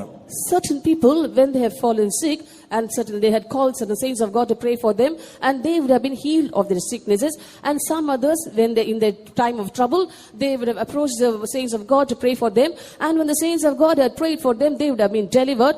So they will be considering that particular saint of God who had redeemed them from that position as their gods. நாங்க மரணப்படுக்கையில என் பிள்ளை இருந்தபோது, மரண அவஸ்தைப்படும் போது இவங்க ஜெபிச்சதுனால தான் சுகம் கிடைச்சது, என் பிள்ளை உயிரோட கிடைச்சிச்சு அப்படின்னு சொல்லி அந்த குறிக்கப்பட்ட ஊழியக்காரங்களை தெய்வமாக்கிடுவாங்க. They will say, when my child was in a sick bed and dead bed, this servant of God came and prayed for my child, and that is why my child is alive today. Saying so, they will consider that particular servant of God as a god. அதுவும் கன்றுக்குட்டி தான். That too is a calf. கொலோசியர்ல வாசிக்கிறோம், தேவ தூதர்களுக்கு செய்யும் ஆராதனை என்று எழுதப்பட்டிருக்கிறது. That is what is written in the Colossians as worshipping the angels. தேவ தூதர்களுக்கு செய்யும் ஆராதனை. They worshipping the angels. அப்ப ஏஞ்சல்ஸ் சொல்ற இடத்துல மூல பாஷையில தேவ தூதர்கள்னா ஏஞ்சல்ஸ் மாத்திரம் இல்ல, கர்த்தருடைய ஊழியக்காரங்களும் தூதர்கள் தான். வெளிப்படுத்தின விசேஷத்துல படிக்கிறோம், ஒவ்வொரு ஊழியக்காரங்களும் சபையின் தூதன் என்று எழுதப்பட்டிருக்கிறது. When we say of angels, it's not merely angels alone. Even the workers of God, the saints in the church, are also considered as angels. In the book of Revelations, we see the message given by the angels of God, that is the workers of God or the saints there. அப்ப தேவதூதர்களுக்கு செய்யும் ஆராதனை. That is worshipping of angels.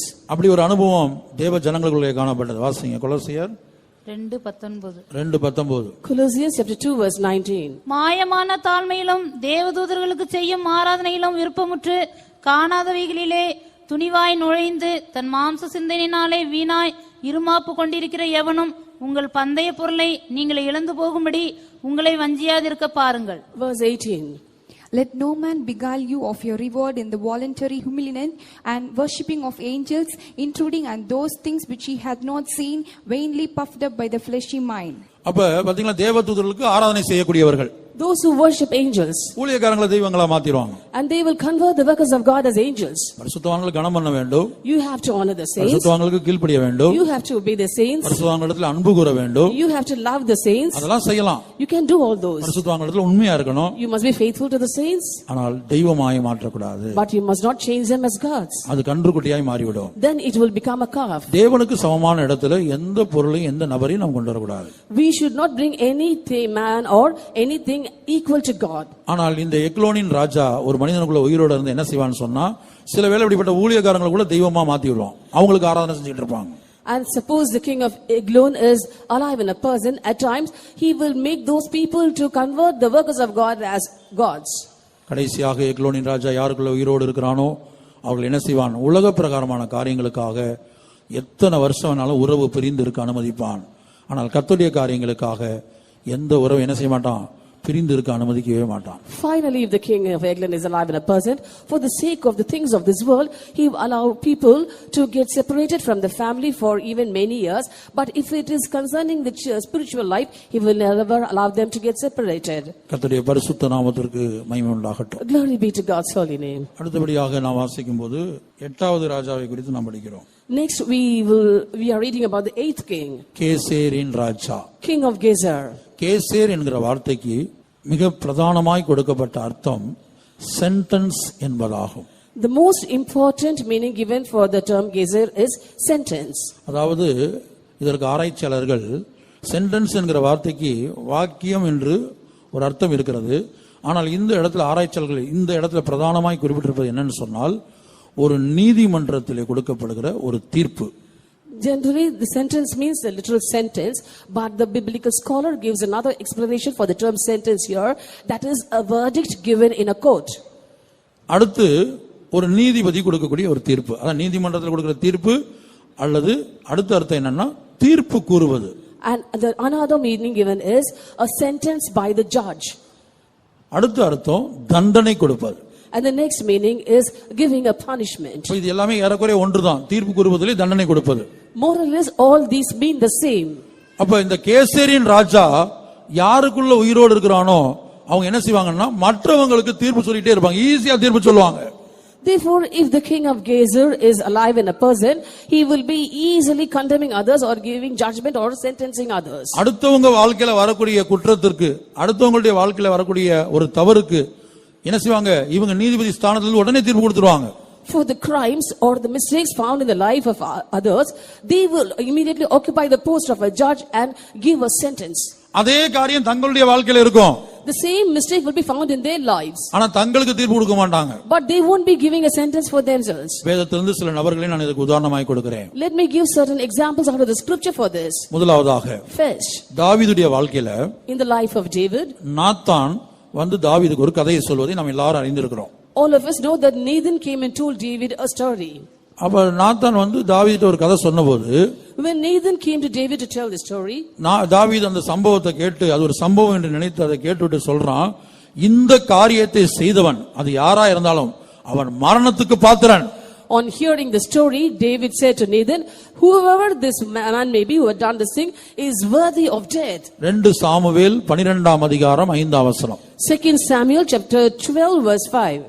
அப்பொழுது தாவீது அந்த மனுஷன் மேல் மிகவும் கோபம் உண்டவனாகி நாத்தானை பார்த்து, இந்த காரியத்தை செய்த மனுஷன் மரணத்திற்கு பாத்திரன் என்று கர்த்தருடைய ஜீவனை கொண்டு சொல்லுகிறேன். And David's anger was greatly kindled against the man, and he said to Nathan, as the Lord liveth, the man that hath done this thing shall surely die.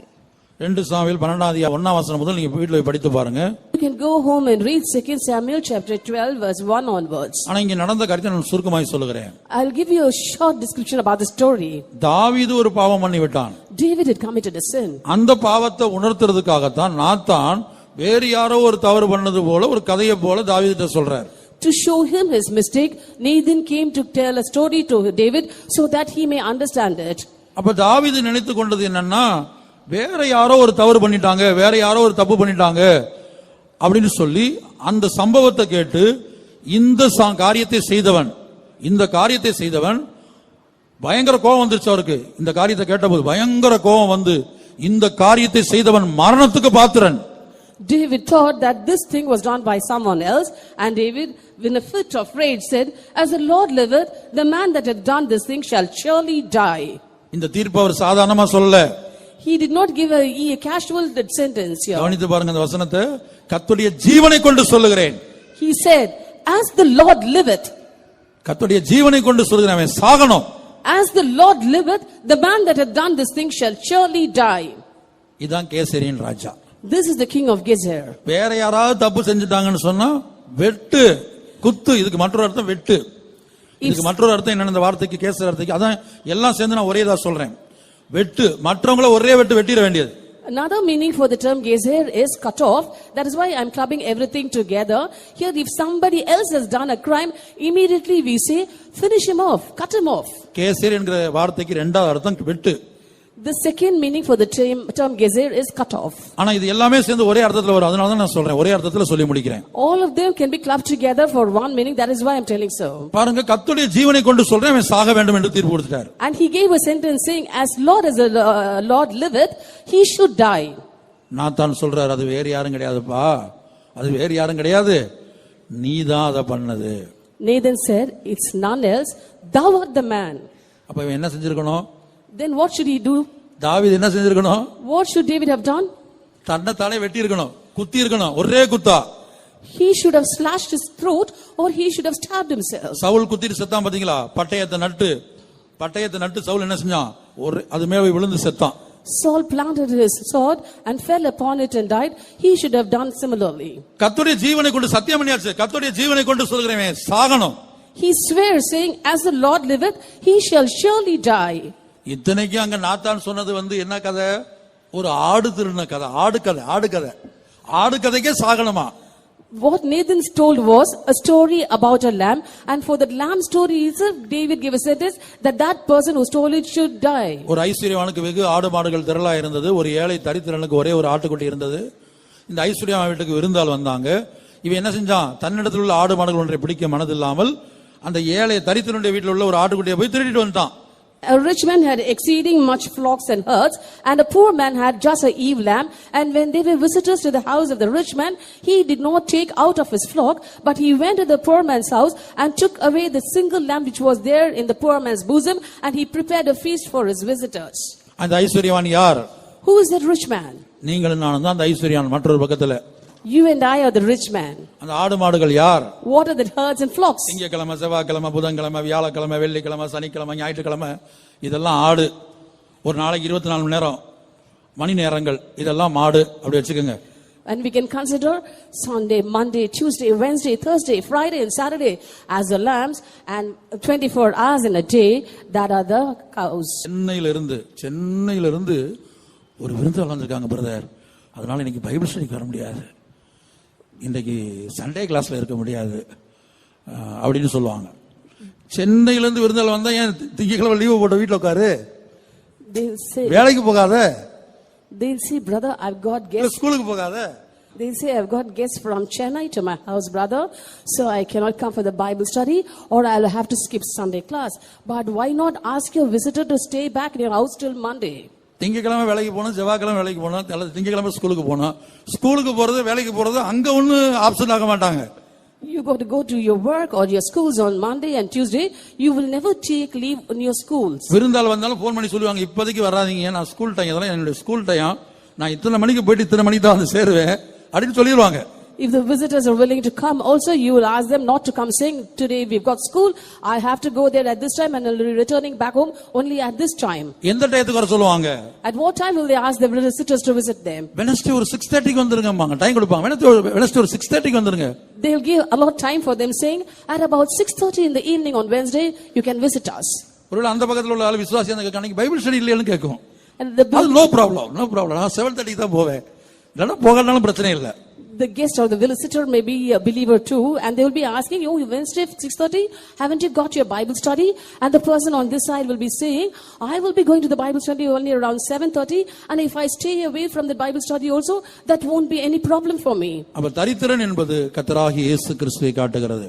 Therefore the poor man shows Lord Jesus Christ. 2 கொரிந்தியர்ல படிக்கிறோம் 8ஆம் அதிகாரத்துல நம்முடைய கர்த்தராகிய இயேசு கிறிஸ்து நமது நிமித்தம் அவர் ஐஸ்வர்யம் உள்ளவராயிருந்தும் நம்மை ஐஸ்வர்யவான்களாய் மாற்றிவிட்டு அவர் தரித்திரரானாரே என்று எழுதப்பட்டிருக்கிறது. In 2 Corinthians chapter 8 it is written, Lord Jesus Christ for our sakes he became poor that he might make us rich. 2 கொரிந்தியர் 8:9. 2 கொரிந்தியர் 8:9 அப்படி வாசிக்கிறோம். We read so in 2 Corinthians 8 verse 9. அதுபோல என்ன செய்ய மாட்டோம், நம்மகிட்ட ஆடு மாடுகள் நிறைய இருக்கு, நிறைய நேரம் இருக்குது, நிறைய சமயம் இருக்குது, நிறைய நாட்கள் இருக்குது. ஆனா என்ன செய்வோம் என்று சொன்னால் ஏதாவது ஒரு காரியத்துக்கு தேவனுடைய நேரத்தை திருடுவோம். We have hours and time and days in abundance in us, but when we come to certain things, we steal the time that we have to allot to our God. துணி துவைக்கிறதுக்கு என்ன செய்வாங்கன்னா காலையில இருந்து பகல்ல எல்லாம் சும்மா இருப்பாங்க. கரெக்டா அந்த கூட்ட நேரத்துக்கு முன்னாடி போயிட்டு டொக்கு டொக்கு நடிச்சிட்டு இருப்பாங்க. Throughout the day they will be without any work, idling away the time, but right at the time when you've got meetings in the evening, they'll go to wash their clothes. 6 மணிக்கு கூட்டம்னா 5:30 மணிக்கு மேல போவாங்க. When the meeting is at about 6 o'clock, they'll go at 5:30 to wash their clothes. இப்படிப்பட்டவங்க யாரு? தாவீது கொடுத்த தீர்ப்பின்படி மரணத்துக்கு பாத்திரன். According to David's sentence, he was worthy of death. தாவீது சொல்றாரு அவங்க எல்லாம் மரணத்துக்கு தீர்ப்பு கொடுத்தாச்சு, அவன் சாகணும். David had sentenced him to die. கடைசில நீதான் அதுன்னு சொன்ன உடனேயே Finally, when it was told unto him, thou art the man. 51ஆம் சங்கீதம் முழுவதும் போய் படித்து பாருங்க. ஆண்டவரேன்னு போய் விழுந்துட்டாரு. என்னை மன்னி ஆண்டவரே, எனக்கு இரங்க ஆண்டவரே. You can read Psalm 51. There we can see that he fell flatly at the feet of God saying, Lord have mercy on me, forgive me. அப்ப இந்த கேசேரின் ராஜா ஒரு தேவனுடைய பிள்ளைகள் உயிரோடு இருக்கும்போது என்ன செய்வான்? மற்றவங்களை குறித்து மற்றவங்க வாழ்க்கையில் வந்த சின்ன தவறு பெரிய தவறு எல்லாவற்றுக்கும் வெட்டு, ஒரே வெட்டு தான், அது ஒரு தீர்ப்பு, தண்டனை கொடுத்து விடுவார்கள். If the king of Gezur is alive in a person, then when he finds a minor fault in the life of others also, immediately he will say cut off. He will give a sentence and a verdict and a punishment. அதுபோல ஒரு சம்பவம் நடந்தது. A similar incident. தாவீதுடைய வாழ்க்கையில் மற்றொரு சம்பவம். Another incident in the life of David. 2 Samuel 14ஆம் அதிகாரம் 10ஆம் வசனம். 2 Samuel chapter 14 verse 10. அதற்கு ராஜா, உனக்கு விரோதமாக பேசுகிறவனை என்னிடத்தில் கொண்டு வா, அப்பொழுது அவன் இனி உன்னை தொடாதிருப்பான் என்றான்.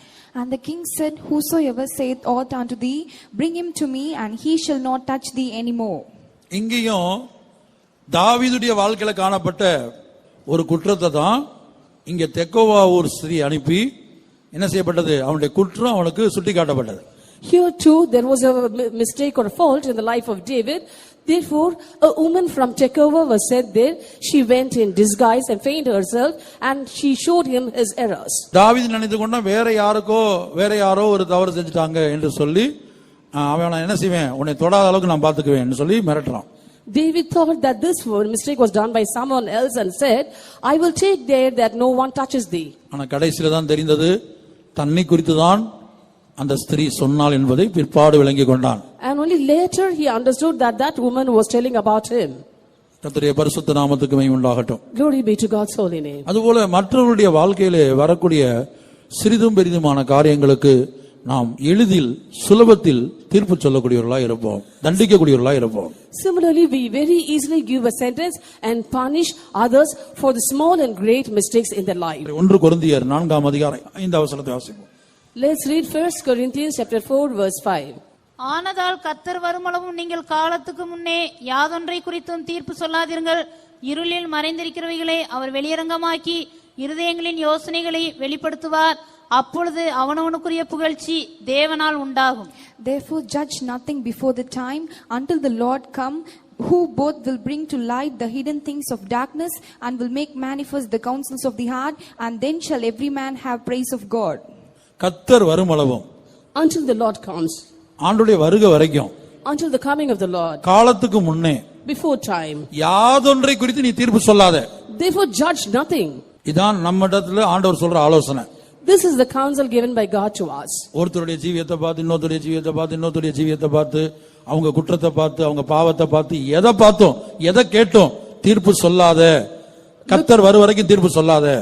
Looking at the life of this man, that man, the other man, and looking at the sins in the life, the mistakes in the life, and the shortcomings in the life, maybe anything in the life, do not judge them until the Lord comes. ஆனா இந்த கேசரின் ராஜா உயிரோடு இருந்தா என்ன நடக்கும்? நாம் தீர்ப்பு சொல்லிக்கிட்டே இருப்போம், அடுத்தவங்களுக்கு தீர்ப்பு சொல்லிட்டே இருப்போம். But what will happen if the king of Geshur is present in our lives? We will always be giving sentences about others. இப்போ நீங்க வேலை பார்க்குற இடத்துல பாருங்க, உங்களுக்கு நீங்க ஒரு டீச்சரா இருந்தீங்கன்னா என்ன செய்வீங்க? ஸ்டூடெண்ட்ஸை தண்டிப்பீங்க, ஸ்டூடெண்ட்ஸை கண்டிப்பீங்க.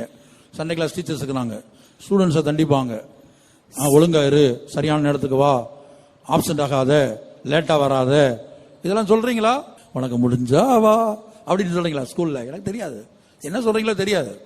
You may be teachers in the school. ஸ்டூடெண்ட்ஸை பார்த்து உனக்கு முடிஞ்சா வா, உனக்கு எப்ப வசதியோ வா அப்படின்னு சொல்றீங்களா? வீட்டுல வேலை பார்க்குற வேலைக்காரியை பார்த்து சம்பளம் கொடுக்குறீங்க மாசம் 1ஆம் தேதி, ஆனா உனக்கு முடிஞ்சா வாமா, உனக்கு எப்ப இஷ்டமா அப்ப வா, 1ஆம் தேதி நான் கரெக்டா சம்பளத்தை கொடுத்துறேன் அப்படி சொல்லுவீங்களா? You may be a teacher in the school or in the Sunday class. You regularly check your children, isn't it? But are you saying whenever you find time you can come, whenever you find time to do this you can do? Are you doing so? Even you who have servants in the house, you are paying them regularly on the first of every month. But after paying that, are you asking your servants to come whenever she finds time? கீழே இருக்கிறவங்ககிட்ட, நமக்கு கீழே உள்ளவங்ககிட்ட ஒரு தவறு வந்து என்ன செய்ய மாட்டோம்? உடனே தீர்ப்பு, உடனே தண்டனை. When we find the mistakes in the life of our subordinates, we immediately give a sentence and a punishment. ஆனா அவங்க செஞ்ச தவறை பார்க்கலாம் 1000 தவறுகள் நம்முடைய வாழ்க்கையில இருக்கும், அதுக்கு தண்டனையே இல்ல, அதுக்கு தீர்ப்பே இல்ல. But we will have 1000 more mistakes in our life. We do not give a sentence for ourselves, nor do we punish ourselves. அப்படிப்பட்டதான 2 சம்பவங்களை நான் சொல்லுகிறேன்.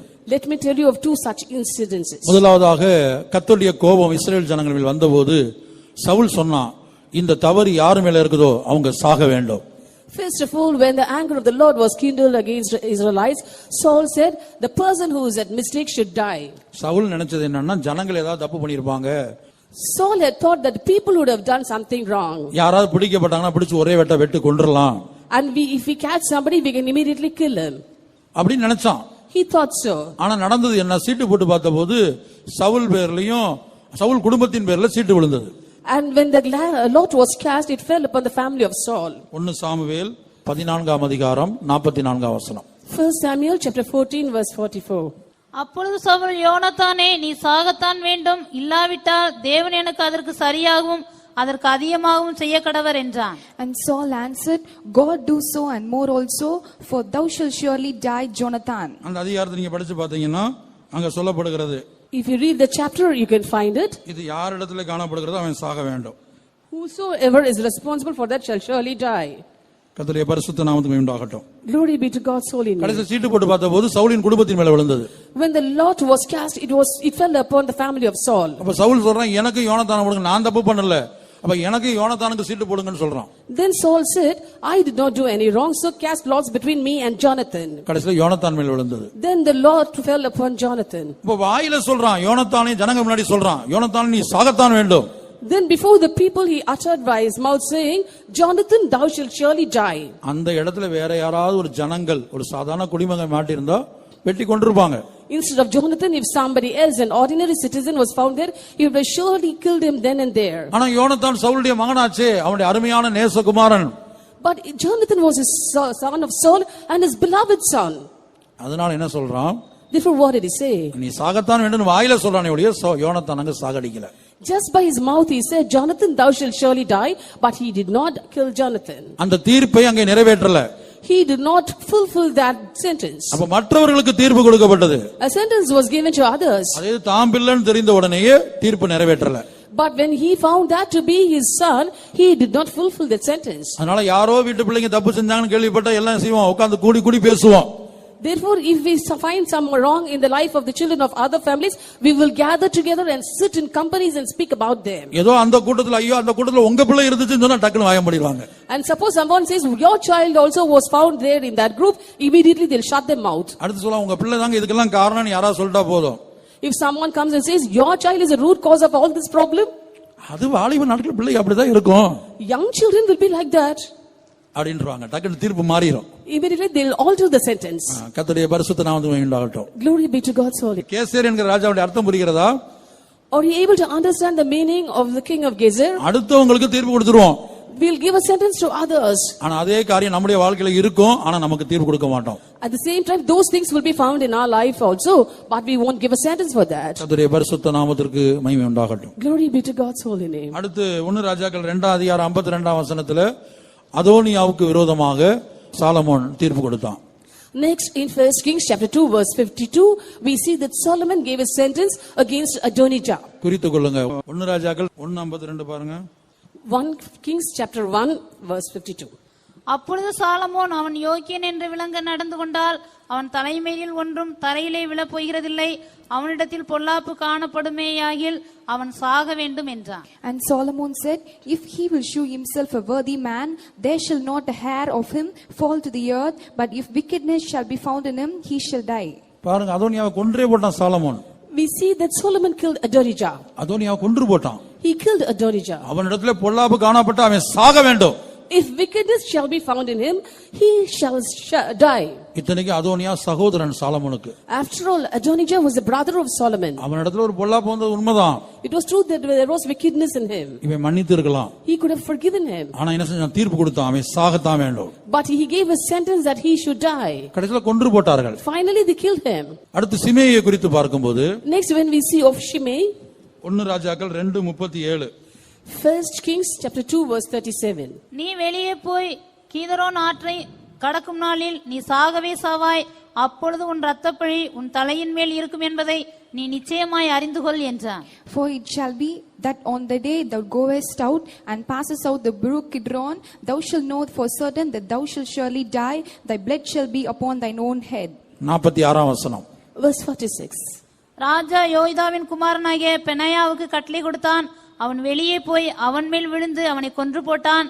ராஜ்யபாரம். So the king commanded Benaiah the son of Jehoiada, which went out and fell upon him, that he died. Solomon செய்த 2 காரியங்கள், Solomon கொடுத்த 2 முக்கியமான தீர்ப்புகளை தான் நாம் இங்கே வாசிக்க கேட்டோம். Here we saw the 2 important sentences delivered by Solomon. ஒன்று அதோனியாவை குறித்து.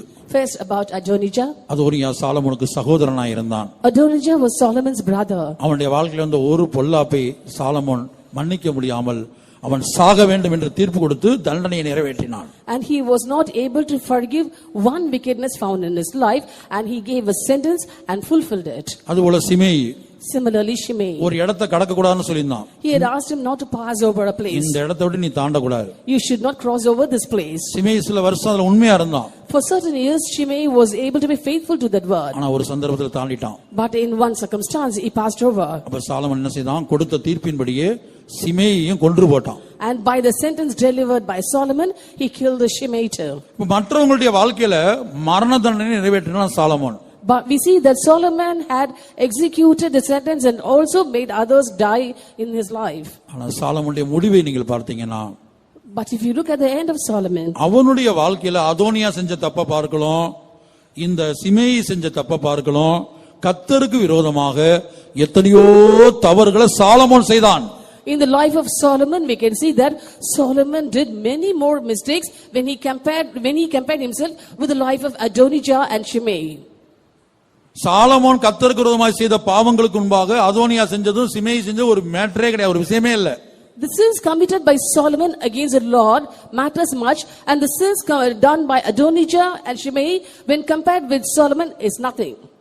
ஆனால் தன்னுடைய வாழ்க்கையில் அவ்வளவு பாவங்கள் காணப்பட்டும் கர்த்தர் அதை எச்சரித்தும் உணர்த்தியும் கூட அவன் என்ன செய்யல? தனக்கு தீர்ப்பு கொடுக்கல, தனக்கு தண்டிக்கல, தன்னைத்தான் தண்டித்துக் கொள்ளவில்லை. Even though there were so many sins found in his life, and even when the Lord God had warned Solomon, he did not correct himself, nor did he give a sentence to himself, nor did he punish himself. இந்த வேத பகுதி நீங்கள் சரியாய் ஆராய்ந்து பார்த்தால் இந்த ஒரு வருடத்திலேயே நாம் எத்தனையோ பேருக்கு விரோதமாய் தீர்ப்பு கொடுத்திருக்கிறோம். When we exactly or rightly go through these scripture passages and go and read in depth, we can see that in this one year itself, we have given sentence to so many people. ஒருவேளை நம் தண்டனையை நிறைவேற்றாமல் இருந்திருக்கலாம். Maybe we would not have given them a punishment. ஆனால் வாயினாலே நாம் தீர்ப்பு கொடுத்திருப்போம். But by a mouth we would have sentenced them. மற்றவர்களுக்கு வரக்கூடிய தவறுகளுக்கு நாம் உடனே தீர்ப்பு கொடுத்துறோம். Then and there we would have given a sentence to the mistakes or sins found in others. உங்களுடைய வேலை ஸ்தலங்கள்ல உங்களுக்கு கீழ வேலை பார்க்கறவங்க ஒரு தவறு செய்யும்போது, In the place where you work, when your subordinates do a mistake. உங்க குடும்பத்துல உங்களுக்கு உங்களுடைய பிள்ளைகள் தவறு செய்யும்போது, In your family, when your children commit some mistake. அதுபோல ஒவ்வொரு சந்தர்ப்பத்திலேயும் Similarly, in every instance, மற்றவர்களுடைய வாழ்க்கையில் வரக்கூடிய தவறுகள், the sins or mistakes found in the life of others. நாம் ஒவ்வொருவரும் நமக்கு கீழே உள்ளவங்க தவறு செய்யும்போது உடனே ஒரு தீர்ப்பு கொடுத்துறோம், உடனே ஒரு தண்டனை கொடுத்துறோம். Now when we see people who are below us do some mistakes, then and there we give a sentence and also a punishment. அதை பார்க்கல எத்தனையோ தவறுகள் நம்முடைய வாழ்க்கையில் காணப்படுகிறது. Many more mistakes are found in our life. ஆனால் நம்மை நாமே தண்டிப்பதில்லை. But we do not punish ourselves. நமக்கு விரோதமாக நாம் தீர்ப்பு கூறுவதில்லை. And we do not give a sentence against ourselves. தாவீது எவ்வளவு வைராக்கியத்தோடு தீர்ப்பு கொடுத்தான். கண்களை மூடுவோம். We see that David gave a sentence with much zeal. அவன் மரணத்துக்கு பாத்திரன். He is worthy to die. கர்த்தருடைய ஜீவனை கொண்டு சொல்லுகிறேன். I promise by the word of the Lord. ஆனால் நாத்தான் சொன்னார், அது நீதாம்பா அது என்று சொன்னார். But Nathan said, thou art the man. அப்போது ஆண்டவரே என்னை மன்னியும் என்று ஆண்டவருடைய இரக்கத்துக்காக காத்திருக்கிறான். Then he said, Lord, forgive me. Saying so, he waited for the mercies of the Lord. இன்றைக்கும் நாம் பல்வேறு காரியங்கள்ல நம்முடைய வாயினால மற்றவர்களுக்கு பல தீர்ப்புகளை கொடுக்கிறோம், வெட்டி விடுகிறோம். Today, in many matters, we give sentence by our mouth to others and cut them off. ஆனால் அதே வேளையில் அதை பார்க்கலும் அதிகமான தவறுகள், அதிகமான குற்றங்கள் நம்முடைய சொந்த வாழ்க்கையில் தேவனுக்கு விரோதமான குற்றங்கள் எத்தனையோ இருக்கிறது. At the same time, so many mistakes and so many crimes and sins are found in our life, personal life, that we have done against our God. அருமையான தேவனுடைய பிள்ளையே, உன்னுடைய ஜீவியத்தை நிதானித்து பார்ப்பாயாக. Dear child of God, introspect your lives. முடிவு வருகிறது. The end is come. முடிவு வருகிறது. The end is come. இந்த வருடத்துக்கு ஒரு முடிவு வருகிறது. There's an end come to this year. இந்த கூட்டத்தின் முடிவிலே இந்த கூட்டத்துக்கு ஒரு முடிவு வருகிறது. Now there is an end to this meeting. இன்னும் ஒரு சில நிமிஷங்களில் இந்த கூட்டத்துக்கு ஒரு முடிவு வருகிறது. In a few minutes there will be an end to this meeting. இன்னும் சில நாட்களில் இந்த வருடத்துக்கு ஒரு முடிவு வருகிறது. And in a few days there will be an end to this year. இந்த கூட்டத்தின் முடிவிலே நாம் கர்த்தரை நோக்கி கெஞ்சுவோமாக. At the end of this meeting, let us beseech the Lord. எனக்குள்ளே ஒரு எக்லோனின் ராஜா உண்டு ஆண்டவரே. Lord, there's a king of Eglon in me. எனக்குள்ளே ஒரு கேசரின் ராஜா உண்டு ஆண்டவரே. Lord, there's a king of Gezer in me. ஆண்டவரே, இந்த வருடத்தின் முடிவிற்குள்ளாக, Lord, before the end of this year, எனக்குள்ளே கிரியை செய்கிற இந்த ராஜாக்களுக்கு ஒரு முடிவை உண்டாக்குவீராக. you have to bring an end to these kings who are working within me. உம்மாலே முடியும் ஆண்டவரே. Lord, you can. என்னால முடியாது ஆண்டவரே. Lord, I cannot. என்னால முடியாது ஆண்டவரே. Lord, I am unable. உம்மாலே முடியும் ஆண்டவரே. Lord, you are able. என்னால முடியாது ஆண்டவரே. Lord, I am unable. உம்மாலே முடியும் ஆண்டவரே. Lord, you are able. முடிவு வருகிறது. An end is come. முடிவு வருகிறது. The end is come. நீ ஒத்துக்கொள்கிறாயா? Do you acknowledge? எக்லோனின் ராஜா உனக்குள் உண்டு என்று ஒத்துக்கொள்கிறாயா? Do you acknowledge that the king of Eglon is in you? பிரச்சனைகள் வரும்போது, When there are problems, தேவைகள் வரும்போது, when there are needs, போராட்டங்கள் வரும்போது, when there are temptations, சோதனைகள் வரும்போது, when there are problems, தேவன் இருக்க வேண்டிய இடத்தில் தேவனுக்கு சமமாக நாம் கன்றுக்குட்டிகளை உண்டாக்கவில்லையா? haven't we made calves equal to God where God should have been placed? ஏதோ மனிதர்களையோ ஏதோ ஒரு குறிக்கப்பட்ட பொருளையோ தெய்வத்துக்கு சமமாக நாம் பாவிக்கவில்லையா? Haven't we brought some man or some other thing equal to God and in his place? நம்முடைய ஸ்தானத்தை தக்க வைப்பதற்காகவும் நம்முடைய ஜீவனை காத்துக் கொள்வதற்காகவும் கர்த்தருக்கு விரோதமாய் நாம் கிரியை செய்யவில்லையா? Haven't we worked against and not just to keep our position and to save our lives? எக்லோனின் ராஜா உண்டு. King of Eglon is there. என் கரங்களை பரத்துக்கு நேராய் நான் ஏறெடுக்கிறேன். I am lifting up my hands towards heaven. தேவ சமூகத்தில் என்னை தாழ்த்துகிறேன். I am humbling myself in God's presence. ஆண்டவரே, இந்த ஏழாவது ராஜா எக்லோனின் ராஜா, Lord, the seventh king, that's the king of Eglon. இந்த எட்டாவது ராஜா கேசேரின் ராஜா, The eighth king, the king of Gezer. என்னுடைய ஜீவியத்தில் இருக்க நான் காண்கிறேன் ஆண்டவரே. I find them in my lives. என்னுடைய ஜீவியத்தில் கூட பல்வேறு தீர்ப்புகளை நான் கொடுத்தது உண்டு. Lord, in my life also I have given many sentences. மற்றவர்களை குறித்து about others, மற்றவருடைய வாழ்க்கையிலே குற்றங்கள் வரும்போது, தவறுகள் வரும்போது, when there are sins and mistakes in the life of others, பொல்லாப்புகள் வரும்போது, when there are wickedness in others, நான் மற்றவர்களுக்கு தீர்ப்பு கொடுத்தது உண்டு ஆண்டவரே. Lord, I have sentenced others. ஆனால் என்னுடைய சொந்த வாழ்க்கையிலே நான் உமக்கு விரோதமாக எத்தனையோ குற்றங்கள் என் ஜீவியத்திலே, எத்தனையோ பொல்லாப்புகள் என் ஜீவியத்திலே இருக்க காண்கிறேன் ஆண்டவரே. But Lord, in my personal life I find so much wickedness and so many sins done against you, Lord.